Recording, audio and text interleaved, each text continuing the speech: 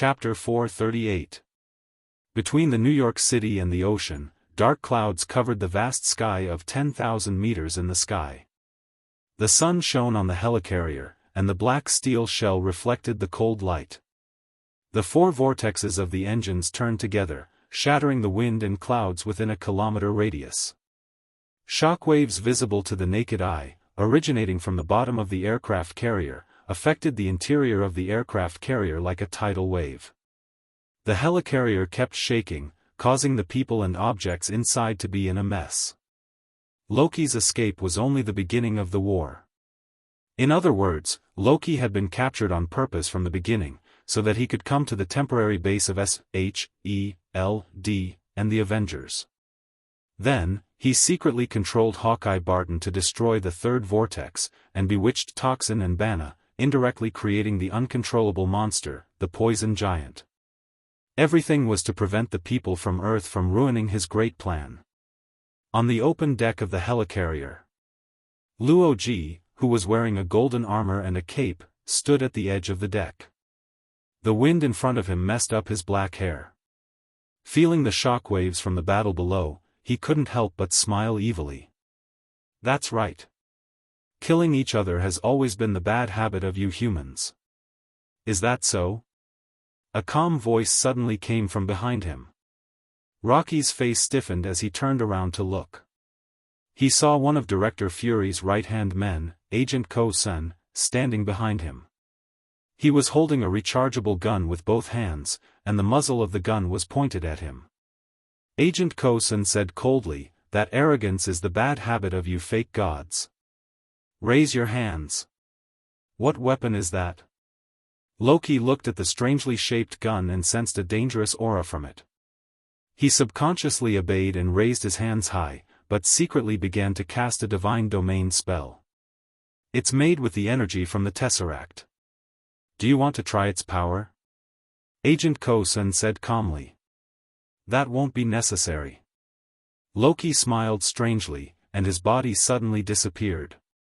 Agent Ko-sun's expression changed slightly, and then he felt a chill behind him. Some kind of sharp weapon had pierced through his back. Thud. The rechargeable weapon fell to the edge of the deck. As the deck shook violently, it bounced a few times before being thrown out of the deck. Agent Ko-sun groaned in pain, his body twitching and struggling. The blood-stained dagger protruded from his chest, dripping blood. Loki maintained his evil smile and pushed his body forward with a sharp weapon, pushing him to the edge of the aircraft carrier deck. Unfortunately, we have the right to be arrogant. Loki whispered and decisively pulled out his golden dagger. He pushed Agent Ko-sun off the deck and into the dark, roaring thundercloud below.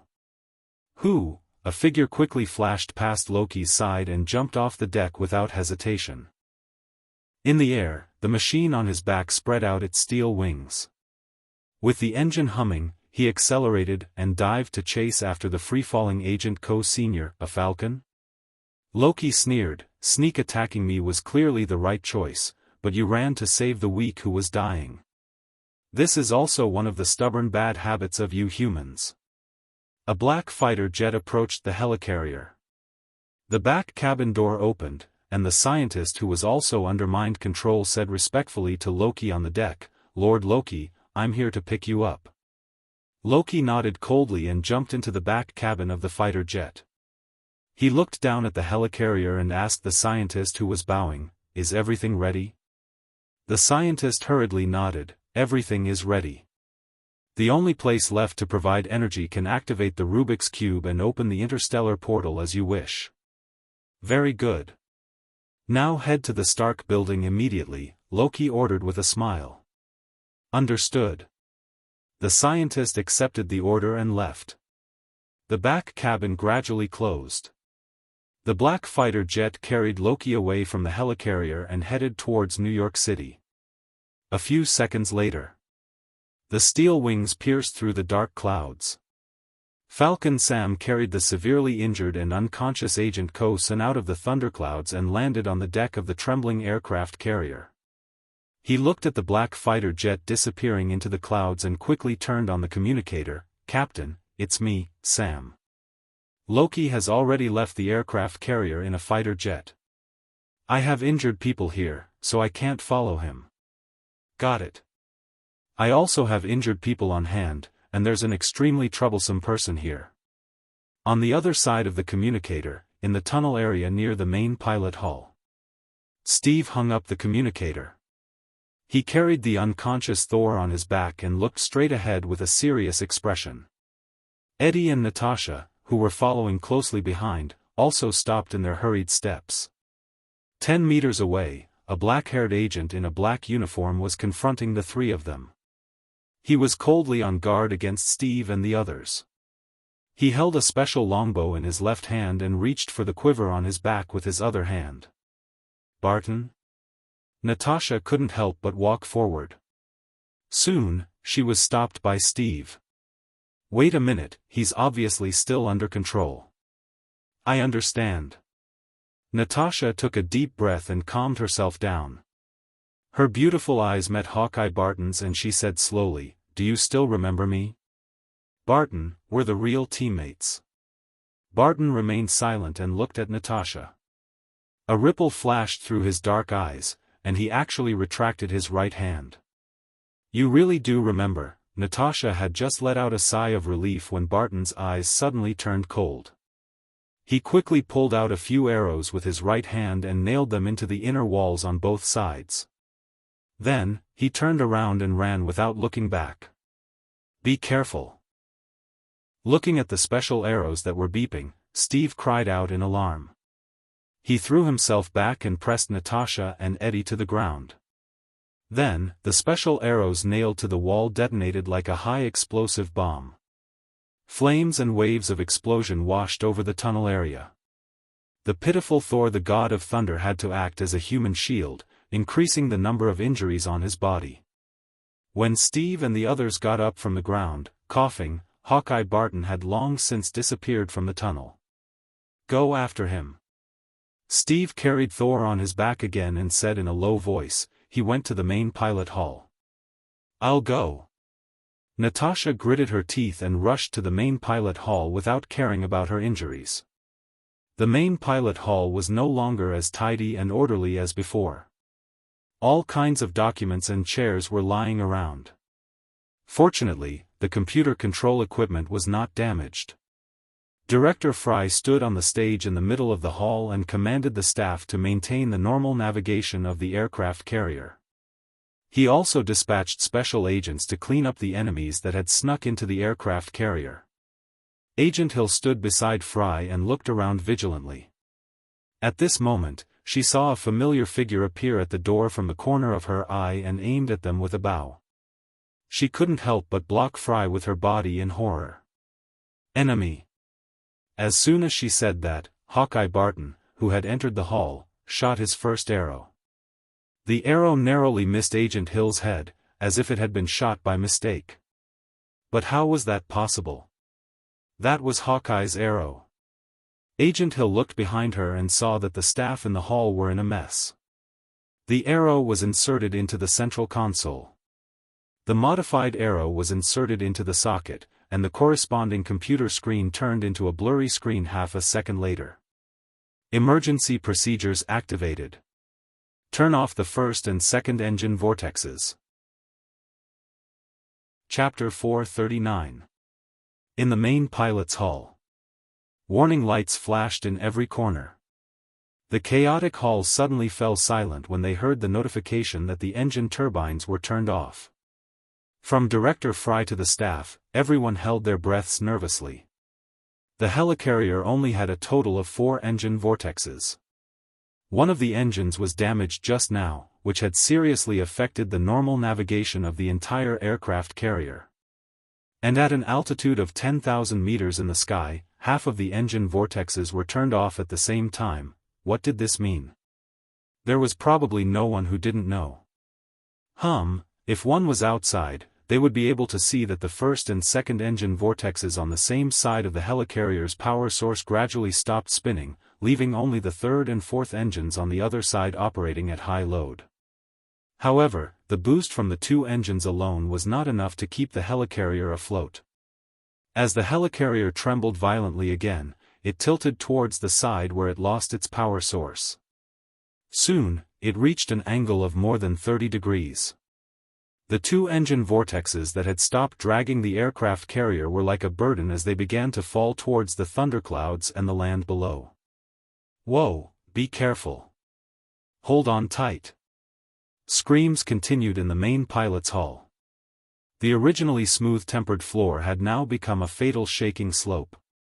Coupled with the sense of weightlessness of falling, the personnel and items inside kept sliding to the side. Most of them piled up on the floor-to-ceiling windows at the bottom. Some of the SHELD personnel reacted quickly and used fixed equipment and walls as handrails to stabilize their bodies. As the aircraft carrier tilted and fell, Barton shot an arrow in time and nailed it to the ceiling. The tail of the arrow dragged a steel cable, and the tail was connected to his waist, using this to hang himself in mid-air in the hull. His eyes were as dark as ink, and his face was expressionless. He pulled out another modified arrow, knocked it on the bowstring, and aimed it at the control panel that controlled the third and fourth engine vortexes. His intentions were exposed. "The mission is over, Lord Loki." Barton muttered and decisively shot the arrow. But before the arrow could fly halfway, a handgun was tossed down from above and accurately intercepted the arrow. Barton raised his head and looked up. He saw a black figure descend from the highest point of the passage. His crimson short hair fluttered in the wind. Exquisite long legs wrapped in tight black leather clothes kicked Barton's wrist with a strong wind, sending the special bow in his hand flying. "You!" Barton's eyes sharpened. He punched back, but his opponent's body was shockingly flexible. The moment she dodged his attack, her slender leg clamped down on his arm while her other leg wrapped around his neck. Using the limb as a weapon, tighten it. The person who came was the Black Widow Natasha. She tied Barton with her legs and grabbed the steel rope with her hands. The two of them were suspended in the air of the hall, swinging left and right like a pendulum. She coldly shouted, "Are you still not waking up? Barton!" Barton struggled with all his might, but his neck was strangled. His face was red from suffocation, and he couldn't use his full strength or breathe normally. His resistance weakened. During this process, his originally pitch-black eyes gradually regained their clarity and radiance. Barton completely gave up resisting and patted Natasha's shoulder. Natasha seemed to sense it and loosened the leg that was strangling her neck. Barton coughed a few times and took deep breaths. "Thanks. You're welcome." Knowing that Barton had regained his consciousness, Natasha couldn't help but breathe a sigh of relief. She looked up at the entrance of the passage and saw Steve carrying Thor and Eddie entering the hall with the help of the slanted wall. "You guys are finally here." Director Fury, who was in the corner, saw them, and the solemn look on his face faded a little. He looked at Agent Hill, who had climbed onto the bridge, and asked loudly, "How is it? Can you restart the two vortexes?" Agent Hill held onto the bridge and pulled out the arrow stuck in it. His 5 fingers flicked quickly to operate the virtual screen and replied, "It can be restarted, but it will take time. At least 3 minutes." 3 minutes? Director Fry frowned deeply. At this time, the aircraft carrier had fallen into the thunderclouds. Thunderclaps were endless, and a few bolts of lightning directly hit the floor-to-ceiling windows. Shocking cracks appeared on the tempered glass. The personnel on the floor-to-ceiling windows screamed and climbed up on the slanted floor. Agent Hill hurriedly said, "At this speed, let alone 3 minutes, we will crash together with the aircraft carrier in about 2 minutes. In such a short time, it's too late to evacuate or ask for backup." Director Fry talked to himself and calmly thought of a solution. But even if he racked his brains, with their current situation, it seemed that there was no other choice but to wait for death. Many SHELD personnel looked at the thunderclouds outside that were constantly moving backward. They were already crying in despair. After all, manpower was limited. It was easier said than done to stop an aircraft carrier that weighed hundreds of tons from falling. I'm sorry, it's all my fault. Barton recalled what he had done and covered his face with both hands. He blamed himself. It's not your fault. You were controlled by Loki. Natasha took a deep breath and looked at Steve. What should we do now, Captain? Let me think about it. Steve handed Thor to Eddie and touched his chin. The first thing that came to his mind was Kale's face, but he quickly shook his head. Even if Kale was here, he wouldn't be able to solve the current mess, right?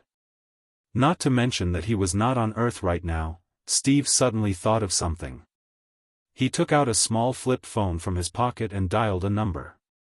After a few seconds of ringing, the phone was connected. Caesar's slightly childish response came, "Captain, I'm still busy here, can't you feel it?" As if in response to his words, the bottom of the falling aircraft carrier trembled again. It was far more terrifying than a lightning strike.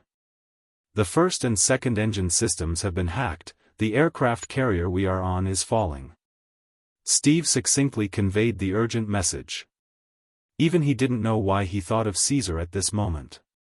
That kid was fighting against the invincible poison giant at the bottom of the aircraft carrier. I felt it a long time ago, don't worry. As long as I'm here, everything will be fine. Caesar's words were childish and firm. It was hard to believe that he was not even 5 years old, and he was fighting against the strongest creature at the same time. Where did his confidence come from? Many thoughts flashed through Steve's mind. In the end, he chose to believe. Do you trust me? Of course. 70 years ago, on the out-of-control train, the conversation of life and death echoed in Steve's ears again. So, that's how it is. Steve's lips curled up and he hung up the flip phone in his hand. In this regard, Natasha looked at him in confusion. You'll know in a while. Steve looked out the window at the still falling height. His hands quietly clenched. At the bottom of the aircraft carrier, in the dark space enclosed by the dark spider web. You dare to pick up the phone when you're fighting with me? Please be serious. A monster-like roar sounded. The poison giant threw a heavy punch and sent Caesar flying. There were still a few circles of white waves and strong wind at the end of the fist. It took a step forward and stepped on the 5-star round shield on the ground. It used so much force that its feet sank into the floor. Caesar smashed into the tough dark spider web and broke through 2 layers of walls before stopping. Be serious? With a glaring red light in his eyes, Caesar tore off the spider web hanging on his body and stood up. He suddenly threw the Thor hammer aside and smiled innocently. In fact, I don't have the mood to continue playing with you. Chapter 440. Oh. Seeing that Caesar had taken the initiative to throw away Thor's hammer, the poison giant's ugly and ferocious face revealed a trace of surprise and disappointment. The soles of its feet seemed to be glued to the floor, as steady as Mount Tai. The poison giant turned a blind eye to the fall of the helicarrier. The weightless environment did not have the slightest practical effect on it. It spat out a mouthful of saliva that corroded the floor. Its white beastly eyes stared straight at Caesar's tiny body as it hoarsely said, "Without the shield under my feet that can dissipate power and impact, and without the hammer that can emit thunder and lightning, how are you going to fight me when you're already at a disadvantage?" At present, the 1-meter-thick deck floor and the basement that was covered in dark cobwebs were full of potholes after the fierce collision just now. Some of the potholes were so deep that one could see the thunderclouds outside. After the thunderclouds, one could vaguely see the lights of the city on the land. Just as Captain America said, there was not much time left for Caesar and the helicarrier. The air rapidly flowed outwards, and the wind whistled inwards.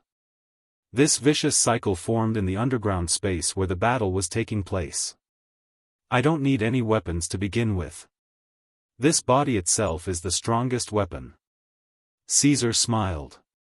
In the battle just now, his shirt and t-shirt were torn and tattered, hanging on his body like a few pieces of cloth. He simply tore off his shirt completely and exposed his upper body like the poison giant. That's... The poison giant's eyes widened slightly.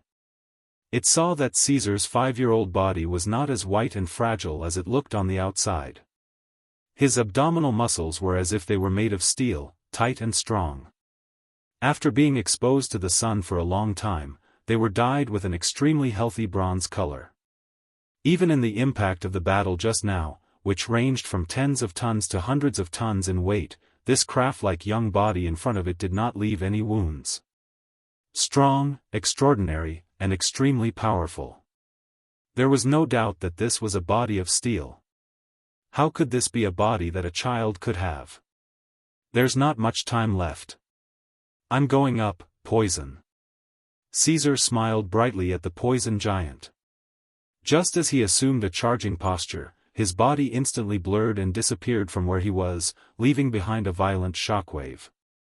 So fast, the poison giant's pupils abruptly contracted. In the blink of an eye, Caesar had teleported close to its chest and punched out with a force far more astonishing than a cannonball. Caesar had always relied on Thor's hammer to attack and Captain America's shield to defend. This was the first time he relied on his body to attack. Just in time. The poison giant let out a low roar. Even though its body was bloated, it was as fast as lightning. Its extremely thick dark arms swung forward as it instinctively retaliated with its fists. If it was close combat, there was no reason for it to lose. In the blink of an eye, two completely disproportionate fists, one big and one small, collided together. At this moment, the poison giant and Caesar's figures froze. Everything around them, including the time in their surroundings, froze. Afterward, two balls of light, one black and one white, glowed on the tips of the two fists of different sizes.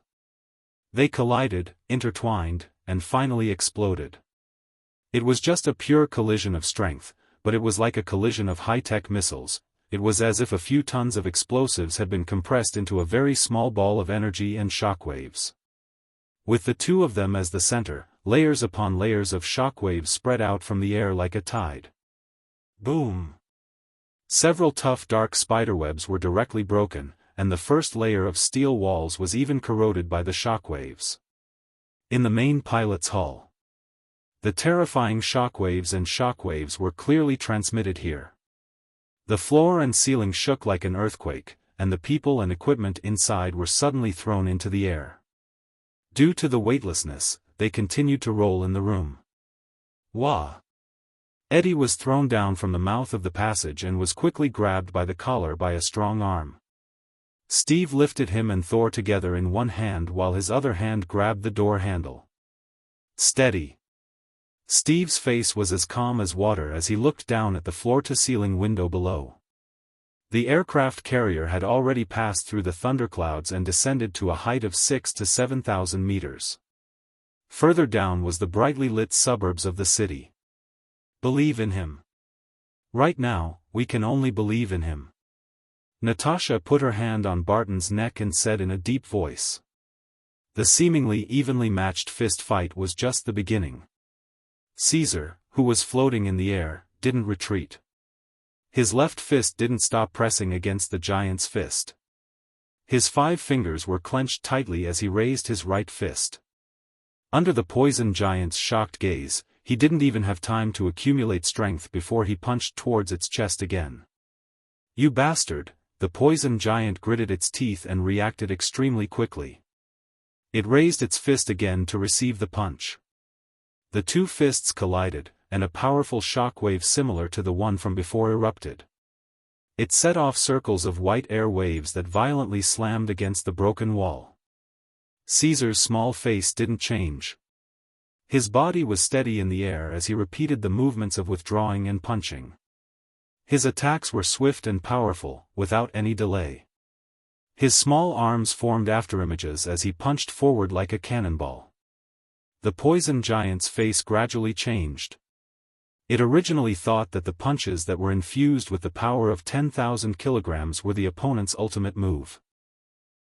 Only now did it understand that it was just an ordinary attack. Every punch was more than 100% of the strength of the punch. When such punches reached a torrent of attacks, the poison giant kept waving its fists to block the punches. Sweat flowed down from its forehead as it began to gasp for air that was extremely hot. The collision of superhuman fists caused the basement to be engulfed in a torrential storm. The powerful aftershocks tore through the steel walls, revealing a hole that allowed them to see the land and the sky. At first, the poison giant could still keep up with the rhythm, but under the continuous high-intensity punches, it felt that its huge limbs were becoming more and more cumbersome. It was difficult for it to keep up with Caesar's punches. And Caesar didn't seem to know what fatigue was. He continued to punch mechanically without any signs of stopping. Boom! Finally, it couldn't block the punch. Caesar's small fist landed on the poison giant's chest. The super-strong muscles that even lasers couldn't do anything to were now trembling as if they were about to crack. The aftershocks passed through the poison giant's body and burst out from its back. "You bastard!" The poison giant groaned in pain and took half a step back. Even the steel floor under its feet caved in. It angrily puffed up its chest and wanted to fight back, but Caesar rushed forward instead. His small fists carried the power of 10,000 kilograms. Boom! Boom! Boom! A few more punches violently landed on the poison giant's puffed-up chest, breaking its reinvigorated strength and completely shattering its arrogant belief of being invincible. "Caesar, you!" The poison giant let out a depressed roar and kept retreating. Caesar approached step by step. It weakly stretched out its hand, wanting to grab Caesar, but the huge dark palm was beaten back without any suspense. Caesar's eyes glowed red. Taking advantage of this opportunity, the small muscles all over his body bulged. His fists landed on the poison giant's defenseless chest. At a super-fast rate of more than 10 punches per second, each punch landed on the poison giant's 4-meter-tall body and forced it to continuously retreat. The poison giant's feet plowed out grooves as it kept retreating until its back touched the last wall of the helicarrier. The wall began to crack. It kept waiting for an opportunity, but in the end, it only welcomed a deep sense of despair and realization.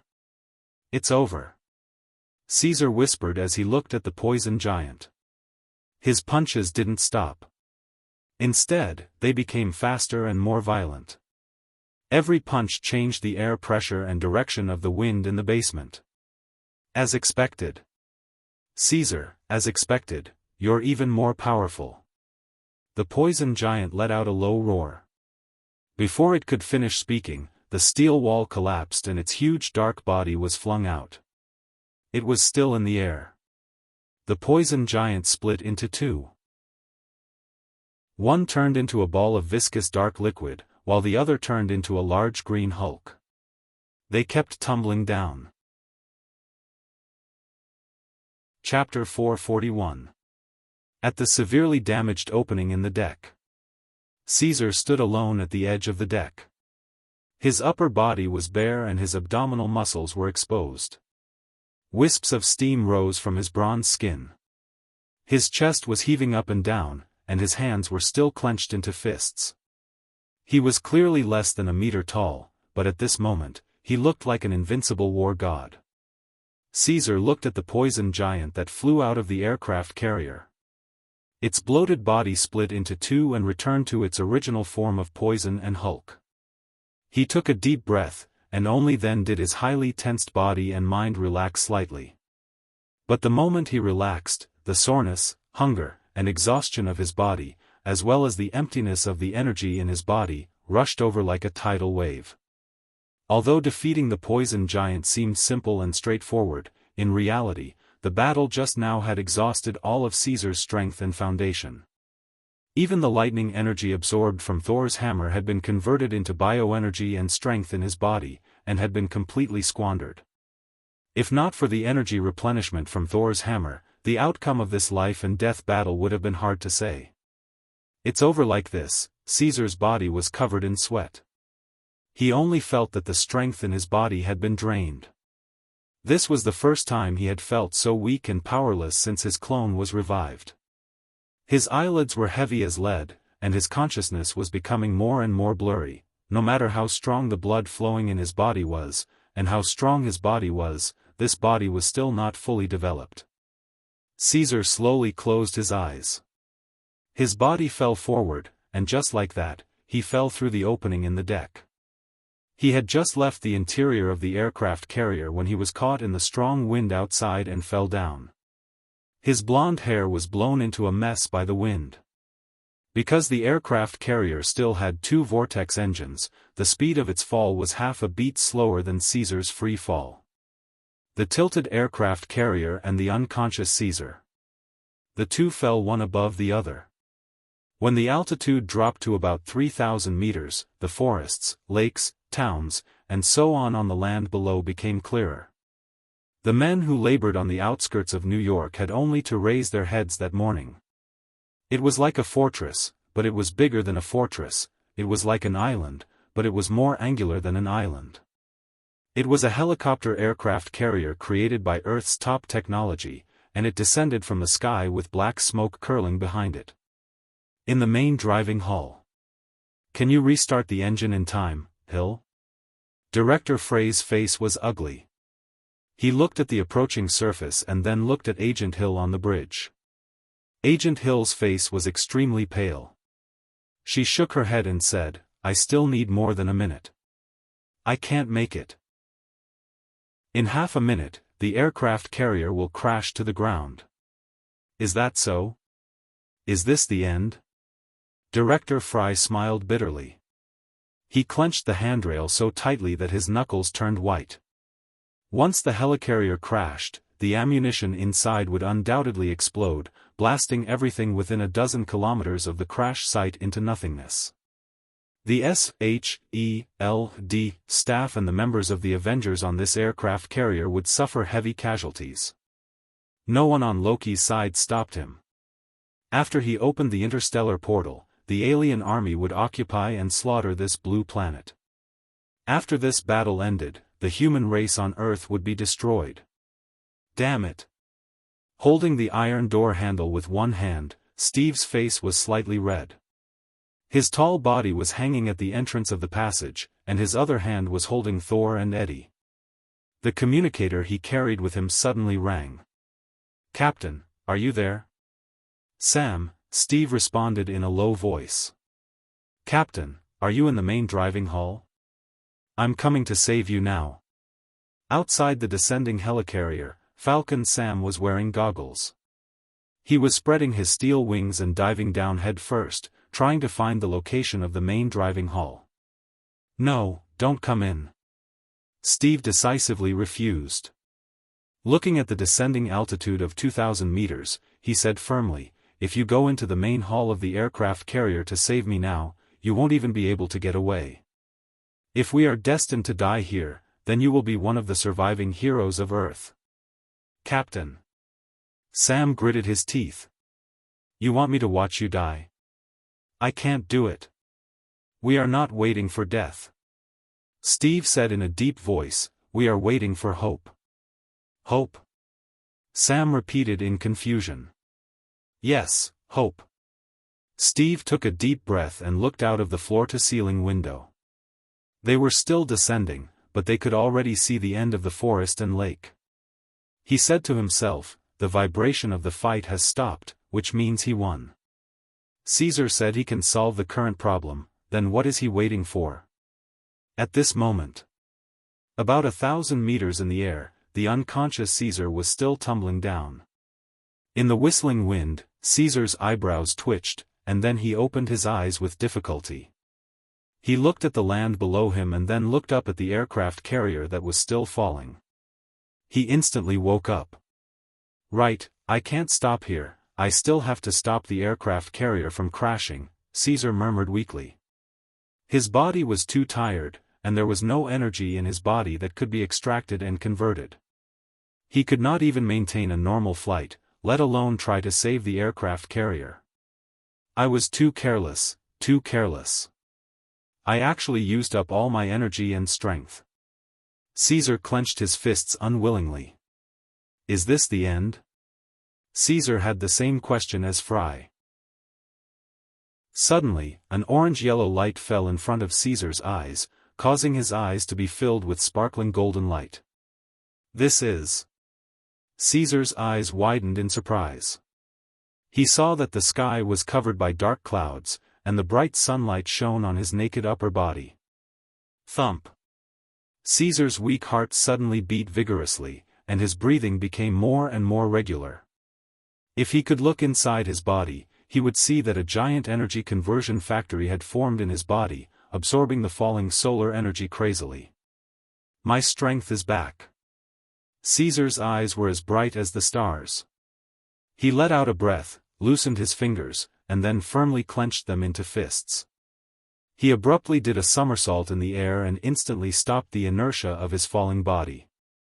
Using the air as the ground, he leaped up and bathed in the sunlight as he continued to accelerate towards the aircraft carrier above. When he reached the bottom of the aircraft carrier, Caesar held his breath and pressed his small hands against the steel shell. Harder, harder. Ka ka ka. In just a moment, the steel shell that his palms were pressed against immediately caved in. Caesar's entire body was almost stuck inside. Even so, he still did not make a sound. He focused all his strength on his arms and sprinted toward the aircraft carrier. The aircraft carrier weighed hundreds of tons, but it still fell with a roar. In the blink of an eye, it slid down another few hundred meters. Stop right there. Seeing that the aircraft carrier was a few hundred meters away from the ground, Caesar shouted. His upper body bulged slightly, and his arms were covered with blue veins. His entire body sank into the shell, and he desperately tried to push himself upward. Whang! The force formed a real shockwave, and with Caesar as the starting point, it spread along the aircraft carrier's shell. Chapter 442. In the main cockpit of the helicarrier. Everyone, let's meet again in the next life. Eddie looked out of the floor-to-ceiling window. The forest land was getting closer and closer. He closed his eyes in despair. He was not the only one. Most of the survivors on the aircraft carrier were not any better. They all instinctively screamed and screamed to vent their fear of death. Virum, at this critical moment, the helicarrier that had lost its two engines stopped abruptly, accompanied by a tremor that spread throughout the entire cabin. It didn't descend even 1 meter. It was as if time had stopped. The helicarrier hovered about 500 meters above the ground, casting a large shadow on the forest and lake below. It caused a flock of birds to fly into the blue sky in a panic.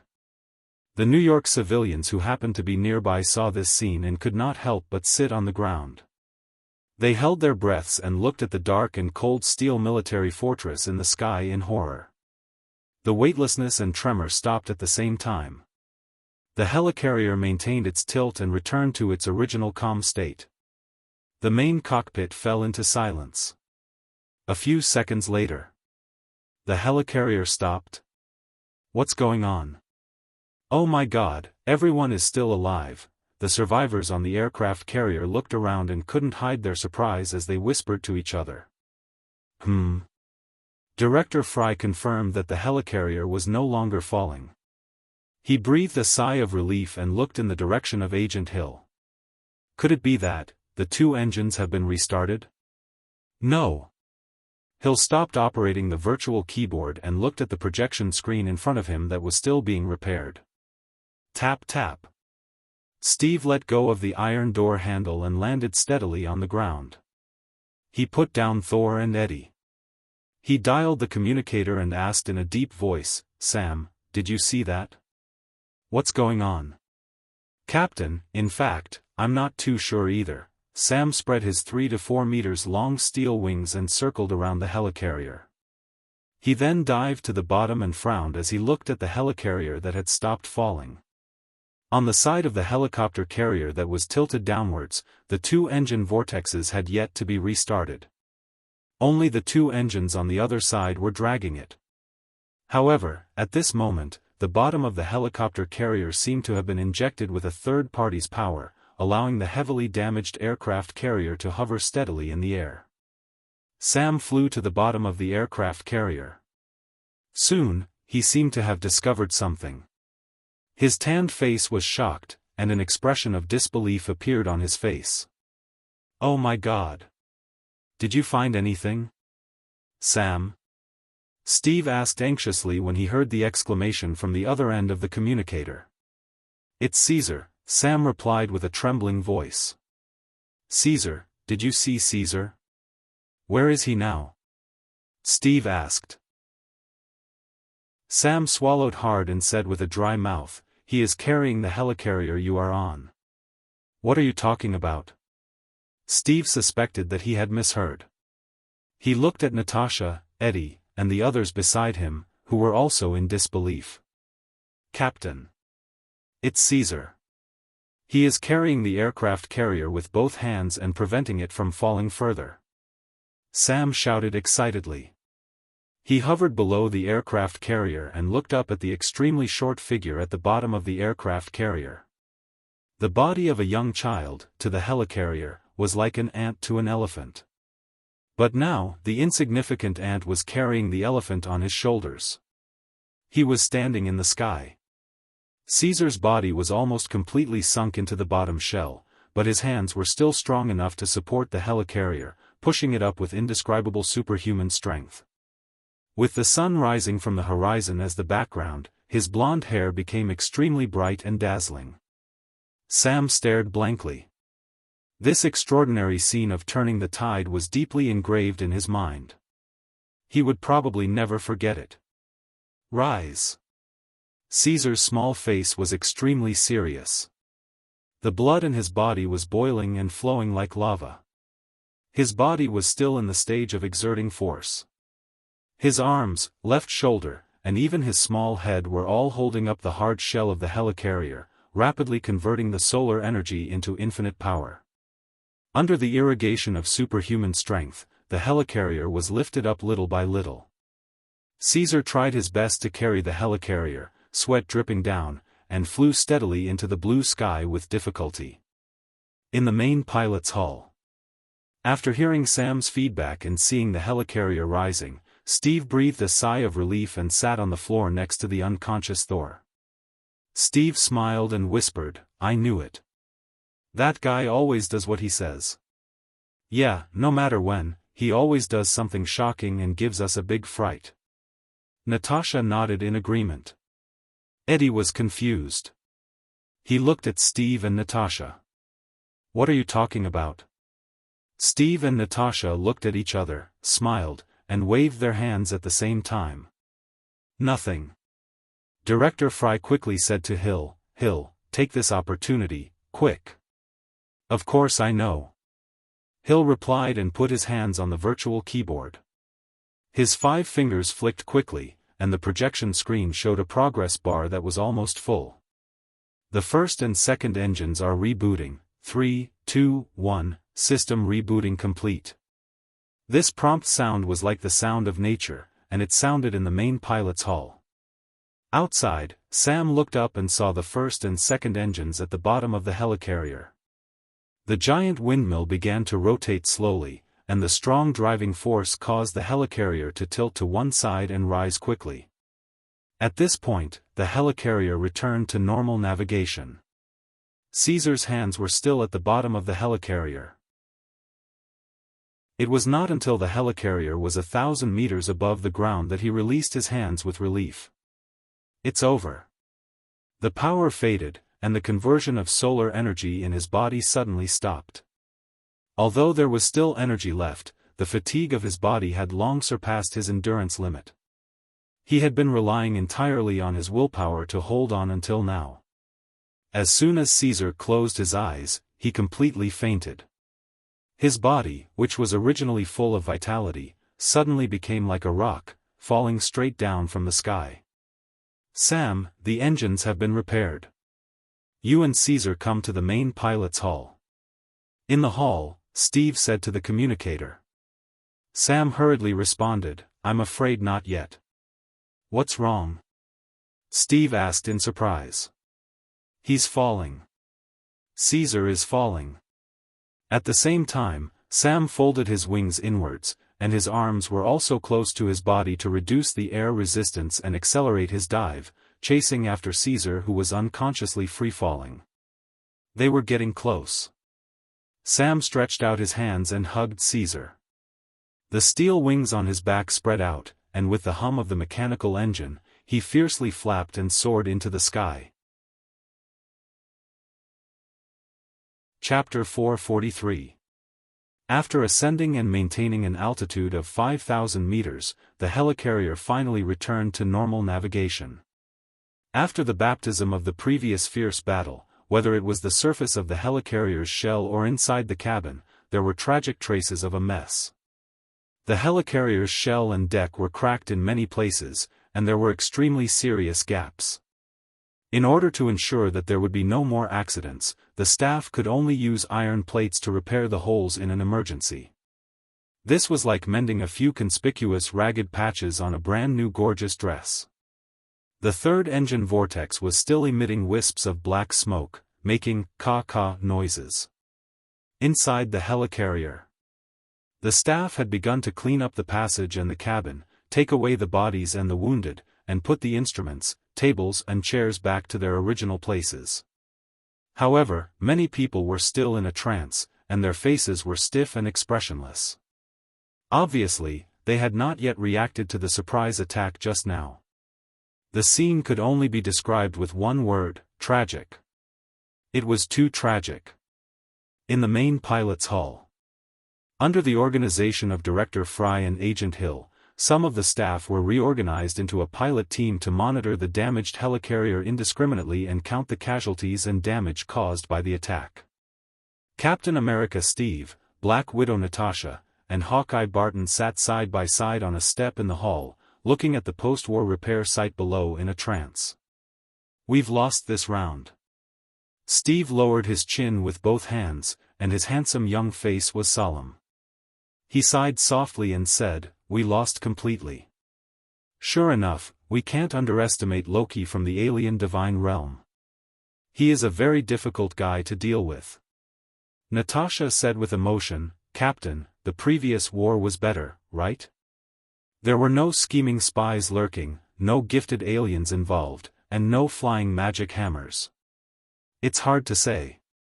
Steve shook his head and said, "I was too careless this time.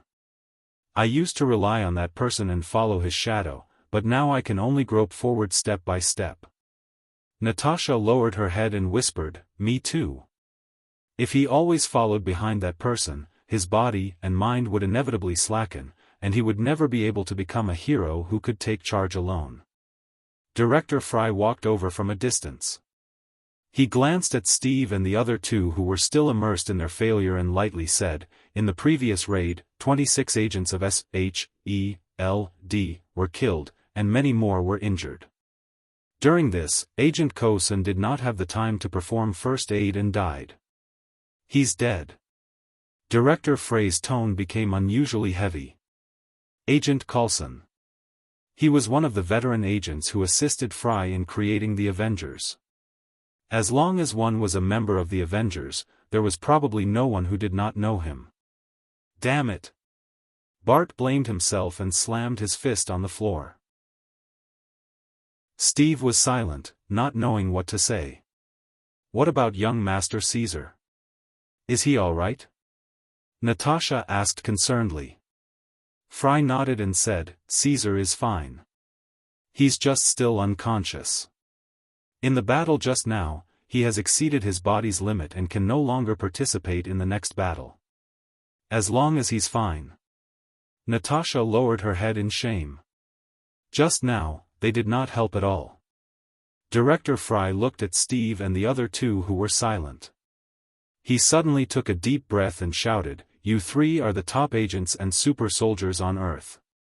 Don't tell me you're going to give up after encountering such a small setback. Don't forget who you are."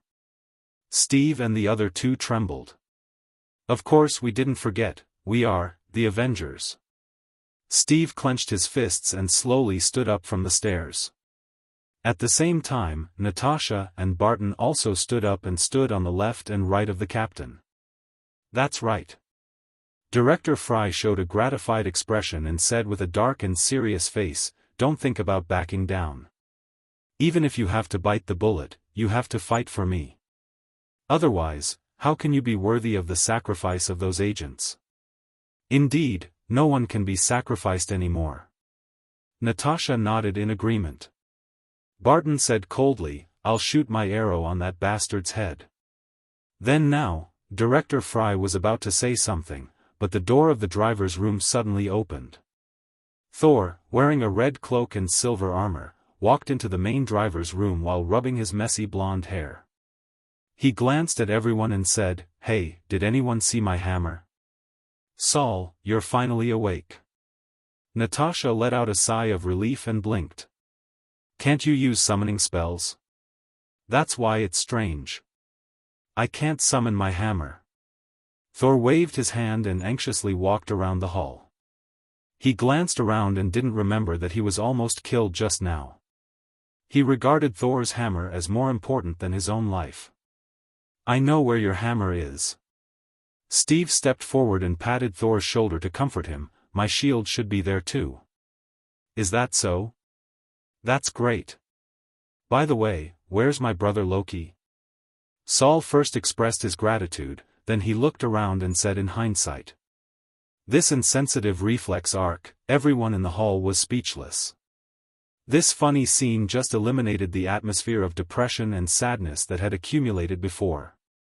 Steve said in a deep voice, "Loki has escaped. He must be in the new building of Stark Industries in downtown New York. He wants to use the nuclear reaction energy there to activate the universal magic and open a portal for his alien legion. There's no time to lose, we must set off immediately." Natasha slightly tidied up her leather clothes and patted the dust off her body. Suddenly, she asked in surprise, "Wait, where's Eddie? Where did he go?" "Sam just happened to walk into the driver's room and met with everyone. He replied, Eddie. He said that he must find the poison, so he has already left in a fighter. Then let's also take a fighter and set off for New York City immediately." With Steve as Captain America taking the lead, Thor, Black Widow Natasha, Hawkeye Barton, and Falcon Sam followed closely behind and left the main driver's room. 5 minutes later, a black fighter took off from a helicarrier. Its wings cut through the clouds, and its engine roared as it accelerated to the central city of New York dozens of kilometers away. Director Fry stood by the floor-to-ceiling window of the main driver's room, watching the black fighter disappear at the end of his line of sight. No one knew what he was thinking. Agent Hill suddenly walked up from behind him and whispered something into his ear. "Okay, I got it." Director Fry nodded majestically. He turned and left the driver's room alone. After passing through several long passages, he finally came to a hidden cabin. He reached out and pressed the detector next to the door. After confirming with his fingerprints and pupils, the door opened with a click. Director Fry stepped in and saw a table in the middle of the large room. There were enough hot dishes for 10 people on the table. Caesar was sitting on a chair. He was so hungry that his head was almost buried on the table. He was devouring the high-nutrition food on the plate at a superhuman speed. Director Fry closed the door behind him and sat on the chair directly opposite him. He said, "They have set off. Everything is as you expected, Caesar." "Very good, that's right." Chapter 444. Caesar was smiling, but Fry couldn't smile at all. "I still can't understand." Fry put his hands on the table and got up slightly. He looked straight at Caesar and asked in a deep voice, "Caesar, why? You already knew Loki's intention, but you didn't stop his plan first. Instead, you let him go according to your own script. Next, we may not only have to deal with Loki, but also an alien army that can conquer Earth." Caesar smiled and didn't answer. He continued to pick up a roasted chicken leg as big as his arm, opened his mouth and stuffed it directly into his mouth. His cheeks bulged exaggeratedly. "That's right. When Loki invaded Earth and took away the Tesseract, Caesar knew all his plans. After all, he was the man who had read the script. If he even forgot the far-reaching New York War of the Avengers, it would be too shameful for him as a transmigrator. Caesar not only knew Loki's plan early on, but he also saw the psychic staff's manipulation of the toxin soul at the door of the church. Why did Loki still succeed when he knew everything? This was something that Fry, who knew it later, didn't understand. Hurry up and explain. Director Frey's face was cold and stern. He suddenly realized that he was also one of the chess pieces. And the mastermind was sitting in front of him, a child who looked only 4 or 5 years old. Caesar reluctantly put down half of the chicken leg, chewing the meat in his mouth, and said vaguely, "Didn't I ask you to meet the president a long time ago and apply for emergency evacuation of the people living in the downtown area of New York? Now New York is basically an empty city. What's there to worry about? That's not the point. We could have directly arrested or killed Loki before he did it. There's no need for us to come to this point." Fry couldn't help but hit the table. He suddenly frowned and looked at the calm Caesar. "So that's how it is. You have long wanted to use the whole New York as a large battlefield to face the alien army. That's right. I'll reward you with half a drumstick." Caesar chuckled and handed over the oily chicken drumstick. There was still a row of teeth marks on it. Fry was silent. Sitting on the chair, he crossed his arms and narrowed his eyes. "You've seen through Loki's plan in advance, but you've only been preparing for the war in secret. On the surface, you're still following his plan. Is the upcoming alien war a necessary part of your counterplan?" "Yes," Caesar admitted directly. "Nonsense." Fry slammed his palm on the table and said coldly with anger, "Once the alien army enters New York, the war will officially begin. Even if New York has been emptied of residents, it will still be an unforgettable loss and disaster. If we are unable to control the situation and achieve victory in the end, Earth is likely to be destroyed." Caesar's small face was incomparably calm. His tone became firm as he said indifferently, "That's why I asked you to inform the military in advance and set up an elite armed force in New York City. Family Cal and Stark Industries have also been prepared for war." He had been waiting for this war for a long time. This was also the reason why the original Kale had created a clone of Superman. Both of them were silent with their own thoughts, so much so that the cabin fell into an oppressive silence. Fry kept looking at Caesar. He placed his hand on the table and tapped his finger lightly. Suddenly, he said, "Give me a reason. Why didn't you prevent this war from happening in advance?" "Because there's no way to stop it, and there's no need to stop it."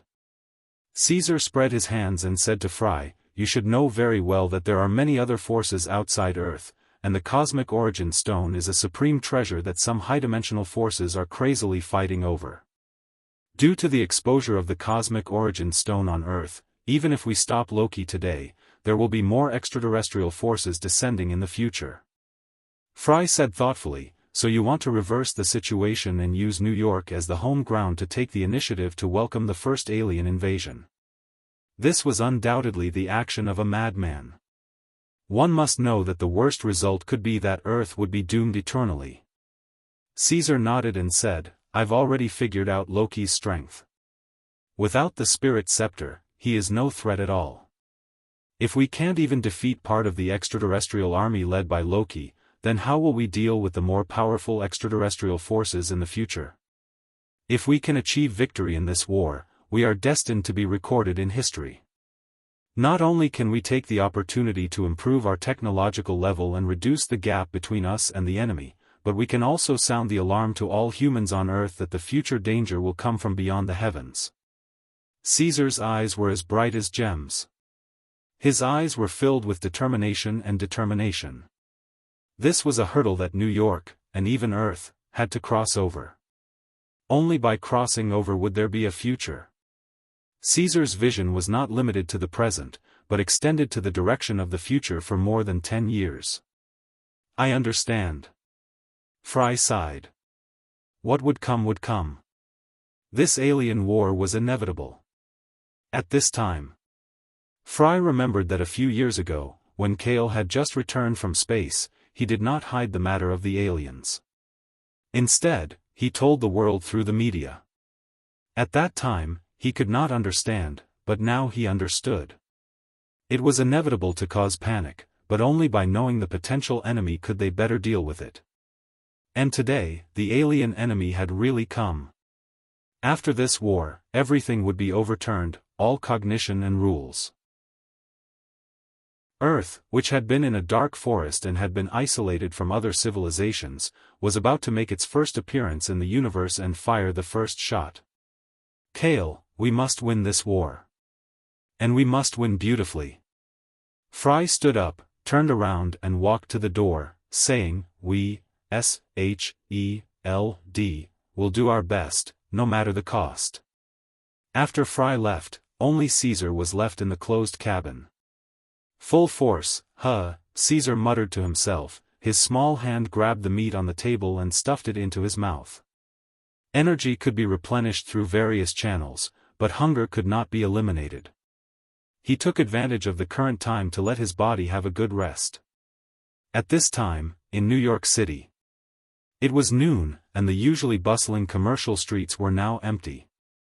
Only some screens in some commercial buildings were playing advertisements. It was empty like a dead city. Loki did not care so much. He directly took a fighter and arrived at the new Stark Industries building. The scientists and agents under his control had already built a transmission device on the balcony of the 100-meter-high top floor with the Tesseract and some material parts. The transmission device was connected to several transport cables and was connected to the nuclear reactor inside the building to absorb enough high-particle energy. "Lord Loki, it's done. Now we're waiting for your order." The old scientist from SHELD reported humbly and excitedly to Loki, his eyes flashing with dark light. "Very good." Loki smiled evilly. He stood by the railing of the balcony and looked down at most of New York City. He waved his hands like a king. "Then what are we waiting for? Let's begin. Open the portal for me." Chapter 445. In the heart of New York City, in the new Stark Industries building. After Loki gave the order, the old scientist came to the instrument table with a smile on his face. He placed his 5 fingers on the virtual keyboard and quickly operated it. As he operated the startup system, the nuclear reactor inside the building under the rooftop, the energy converter with a height of 10 meters and a radius of 6 meters immediately started operating at a high speed. The energy that was enough to support half of the city flowed through several cables that had already been installed and poured into the instrument that stabilized the Tesseract. Vroom. The Tesseract placed in the middle of the instrument glowed with a bright blue light as if it had been stimulated by the abundant energy. "It's almost done." The old scientist showed a fanatical expression. His dark eyes reflected the light of the Tesseract as he pressed the last button without hesitation. Chi! The dazzling blue light shone brightly. Loki, who was next to him, didn't notice that a small crack suddenly appeared on the surface of the square universal magic. The power of the primordial stone inside overflowed and exploded from the top of the transmission instrument like an antenna, converging into a dark blue energy beam that blasted into the sky. The moment the energy beam hit the sky thousands of meters above, a small space gap appeared in the sky. The mysterious and unknown star map could be vaguely seen in the sky of New York City. As the space energy raged, the gap in the sky continued to expand. In less than 10 seconds, the gap with a radius of 1 meter had evolved into a space hole with a radius of 10 meters, and it continued to expand. Through the wormhole-like space hole, one could see that on the other side was the dimly lit outer space. A few giant interstellar battleships were floating in the middle of it. Seeing the opening of the portal, the alien army that had been waiting for a long time suddenly moved like locusts. They either drove small mechanical shuttles or large Quinjets and entered New York City through the space hole. Ha ha ha. Come on, my invincible army. Take over this barren planet for me. Loki looked up at the sky, opened his hands and closed his eyes, laughing madly against the strong wind. He didn't look like he was going to war. Instead, he looked like he was enjoying himself. Do you see, father? One day, you will be proud of me. Loki thought for no reason. In the outer city of New York, about a kilometer in the sky. The black fighter jet with the SHELD logo slowly descended and revealed itself from stealth mode. Then, what's going on? Natasha, who was controlling the aircraft, knitted her brows. Through the windshield, she could see countless military helicopters and armed vehicles maintaining order outside New York City. On the main roads outside New York City, there were police cars with sirens on both sides to clear the way. The roads were filled with slow-moving vehicles and pedestrians, all of them heading out of the city in a dense swarm like ants migrating. I don't know if it's because I'm an antique. The efficiency of the military and the police is actually so fast. Steve, who was in the front passenger seat, asked in surprise. No. Sam was also surprised. He scratched his head and said, dispersing all the residents of New York City in advance is a huge move that will shock the world. It can't be done without the approval of the White House and the Parliament. Steve was even more surprised. He looked at the few people in the fighter jet who were silent and said in a deep voice, in other words, at least half a day ago, the higher-ups had already predicted that something would happen in New York and took emergency measures. Loki had just been caught half a day ago. I wonder who it is. Such a bold proposal. If nothing happened in New York, wouldn't he have to bear a mountain of infamy? Sam lamented. No need. Look. Barton, who had been silent, suddenly pointed to the front. Everyone looked in the direction he was pointing and gasped in unison. Even in the outer city of New York, they could clearly see a blue beam of light rushing into the sky, and a huge hole had been torn open in the sky. From the hole, a large number of unknown alien fighter jets rushed out, circled around, and descended into the city below. Loki, he got it. Thor said expressionlessly. With Thor's hammer in hand, he quickly walked to the aft cabin. The alien force that the head of the family mentioned is really here. Natasha swallowed her saliva and grabbed the steering wheel of the fighter jet tightly. Her slender fingers were so tight that her knuckles turned white. Barton took out the bow on his back. His eyes were cold. He had suffered a loss at Loki's hands once, and now he was full of anger waiting to be vented. Everyone, are you ready? Steve stood up from his seat, put on the dark blue helmet, and put the 5-star round shield on his left arm again. At your command, Captain. Natasha and Barton both nodded. Then let's go. If Loki wants to start a war, then let's do as he wishes. Steve's face was cold, and his words were crisp. All verbal speeches were better than direct actions. The alien army that Thanos had entrusted to Loki was an elite soldier from the mechanical forces.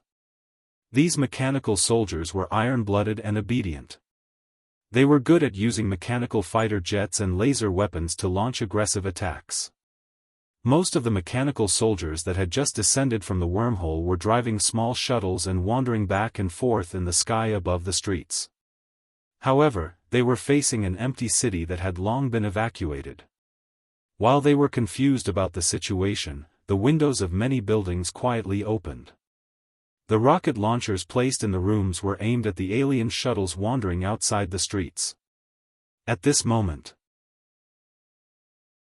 inside a building in the center of New York, Colonel Rhodes, who was the person in charge of the military operation, had already put on the war machine that Tawny had tailor-made for him, the unpainted steel armor improved from Mark III. He had also appropriately added a powerful back shell. Colonel Rhodes aimed his hand cannon at the alien shuttles wandering back and forth outside the window. He ordered into the walkie-talkie, 3, 2, 1, fire. Bang! Bang! Bang! Almost at the same time, the streets of the center of New York were filled with the sound of cannons. The targets were the alien shuttles that had just arrived on Earth. The first batch of patrolling mechanical soldiers was caught off guard by the human army lurking in the empty city. Many shuttles were immediately destroyed in mid-air on the streets. The explosion waves and debris fell down like rain. This scene was as spectacular as fireworks. Charge! Expel them! After the sound of cannons rang out, fully equipped U.S. soldiers rushed out of many buildings. They were armed with rifles, firearms, and rocket launchers, shooting indiscriminately at the shuttles and aliens that had descended on the streets. Boom! Boom! Boom! In some underground garages, along with the sound of earthquakes, armed tanks drove out aggressively. The muzzles of the tanks could not stop shooting into the sky. The silver war machine broke out of the window. The engine roared and pushed, allowing him to shuttle nimbly between the streets. The hand cannons in his left and right hands shot down the shuttles. The human army has been lurking in the city for a long time? Loki, who was standing on the top floor of the Stark building, looked down and saw the reversal of the situation. The corners of his mouth curled up quietly. He smiled evilly and said, "Just in time. I was afraid that you would hide and spend time looking for you. Go." Loki waved his hand. From the wormhole in the sky, mechanical shuttles and Quinjets swept down in an overwhelming manner. Chapter 446. In the center of New York City. At this time, with the energy beam that shot straight to the sky as the center, there was no distinction between the sky and the land. The alien mechanical army led by the evil god Loki and the elite army led by the U.S. Colonel Rhodes, the two forces officially collided with each other. In just a few seconds, the entire New York City turned into a bloody battlefield. Lasers and artillery shells intertwined back and forth, and smoke and artillery fire lingered in every corner. The alien mechanical army descended from the wormhole that caused the sky to change. The elite army of the U.S. Empire, on the other hand, did not show any signs of weakness as they faced the enemy from the ground streets of New York. This extremely spectacular and tragic scene was as if the sky and the earth were engaged in a life-and-death battle. Oh my God! Run! The aliens are really here. The pedestrians who were still blocking the edge of the outer city of New York saw the city center behind them. The sky seemed to be burning fiercely, and the earth was thundering non-stop. They could not help but speed up their escape in horror. They were about to gather into a torrent of people that even the police could not maintain order. Buzz! At this moment, a black fighter jet marked with the logo SHELD flew hundreds of meters in the air, against the direction of the crowd's evacuation, alone and firmly flew toward the city center where the war had already begun. Look! Someone in the crowd shouted, and then countless people raised their heads and looked forward. They could see countless black spots that looked like bees appearing in the sky outside the city. The black dots continued to expand. When they got closer, they could see that they were helicopters and fighter jets. They flew toward the battlefield without hesitation. This confirmed what Director Fry had said to Caesar earlier: "I will do my best, at all costs." In the city center, the elite army led by Colonel Rhodes had indeed caught the alien army off guard. However, when the alien army reacted and concentrated their firepower to fight, the gap between the technological weapons of the two sides was vividly reflected.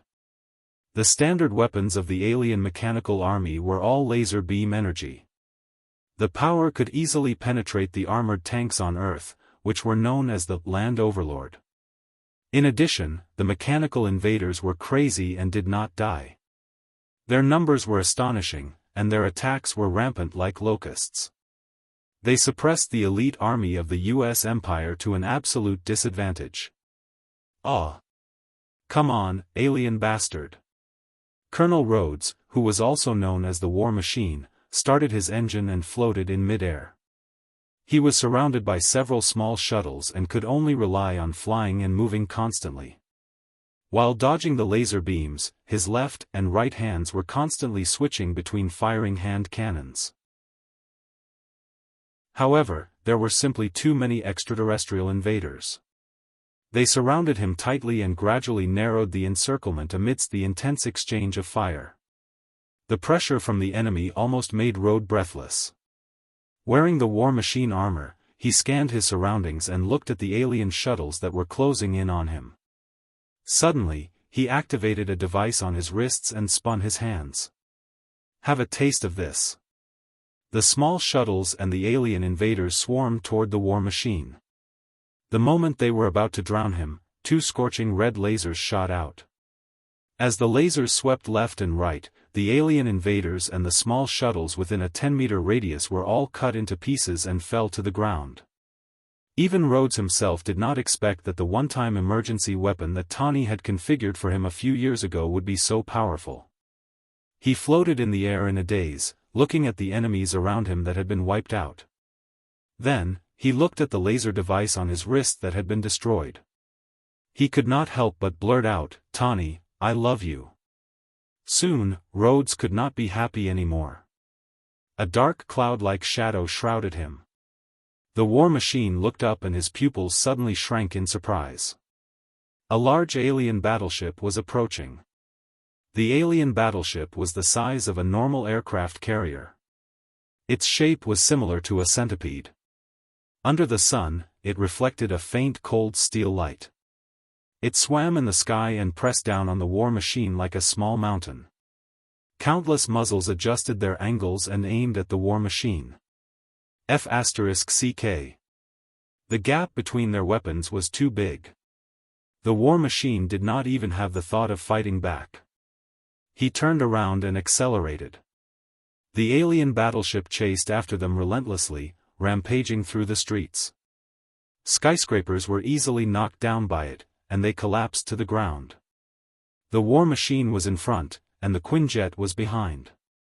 The distance between the two was constantly shrinking. At this critical moment, a missile with a tail flame behind it came from the side and directly hit the head of the Quinjet. Billowing smoke and shockwaves erupted. This is... The war machine suddenly stopped in the air and looked in the direction where the missile came from. He saw a black fighter jet slowly descending. When it was still 10 meters above the ground, the rear cabin of the fighter jet had already opened, and 3 figures nimbly jumped out from it. What's the situation now? A tall and strong blond young man with a round shield in his hand asked. He had a 5-star badge on his chest. You're not too late, are you? The black man, who had extended a pair of steel wings and was also propelled by the engine, said faintly as he hovered in the air with 2 pistols in his hands. The third black-haired young man did not speak. He just indifferently took out an arrow and put it on the bowstring of the bow in his left hand. Seeing the familiar faces, the war machine almost burst into tears. "Captain, you're finally here. Since the war has begun, then let's go." Steve shouted, his eyes full of determination.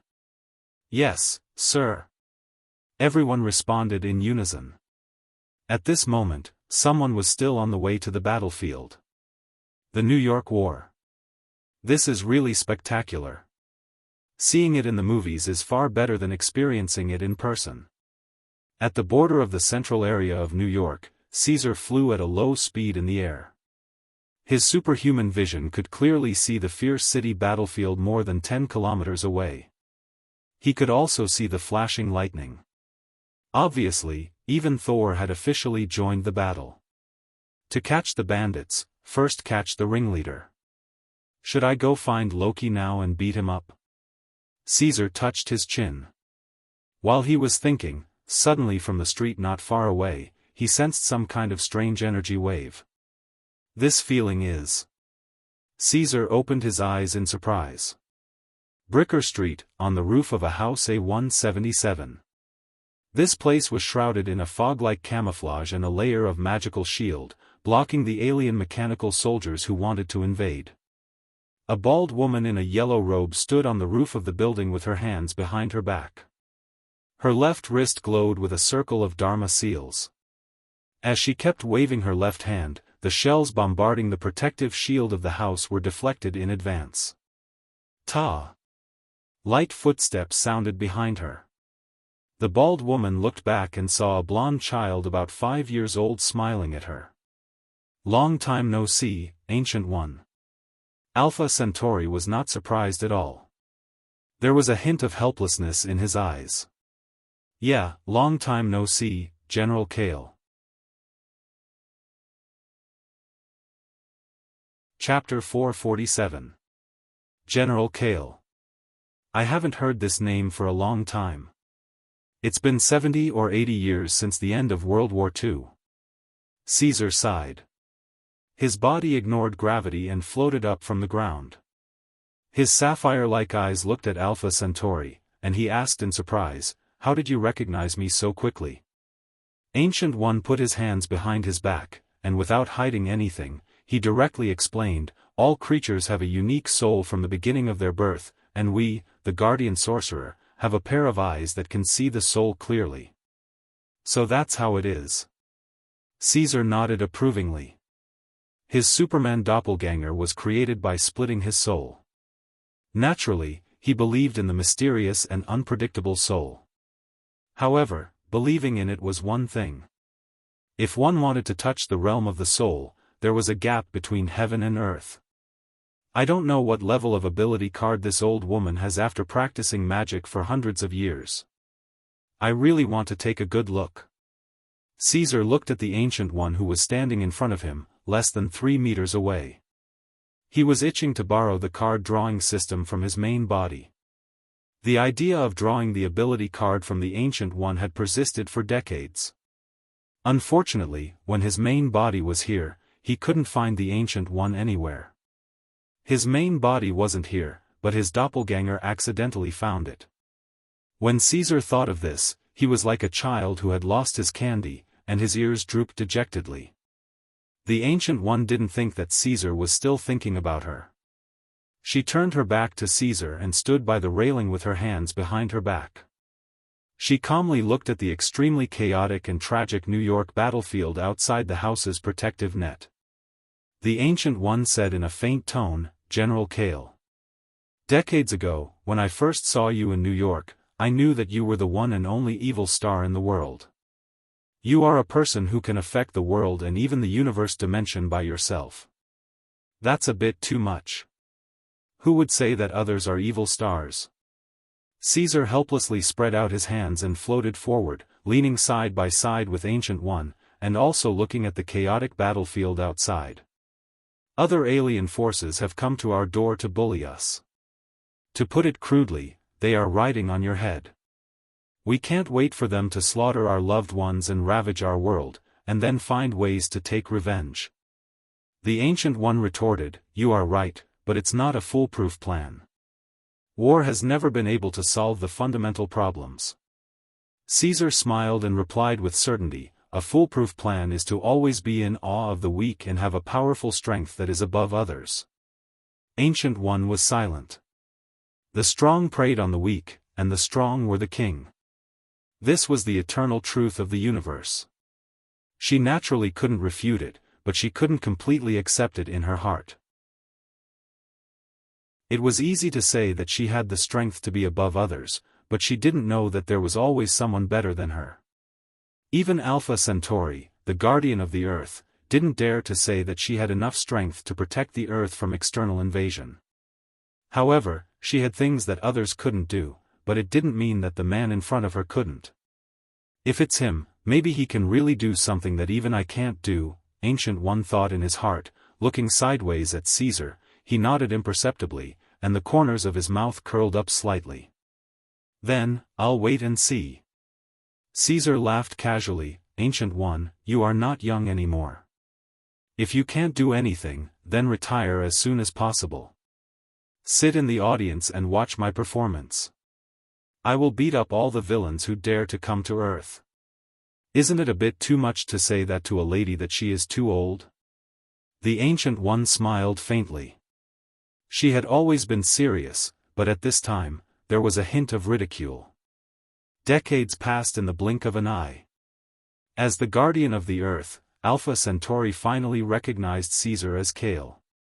Even if Kale was the biggest variable, she believed that he was the variable that could reverse everything for the better. Well, I already know the location of the Mage Temple in New York. Next time when I have time, I will come in and play. Caesar eagerly rubbed his palms and looked at the battle in New York outside. The Kryptonian blood in his body that thirsted for battle gradually boiled, and he couldn't hold back the urge to join the battle. Well, you are welcome to the temple. The Ancient One didn't ask him to stay and said faintly.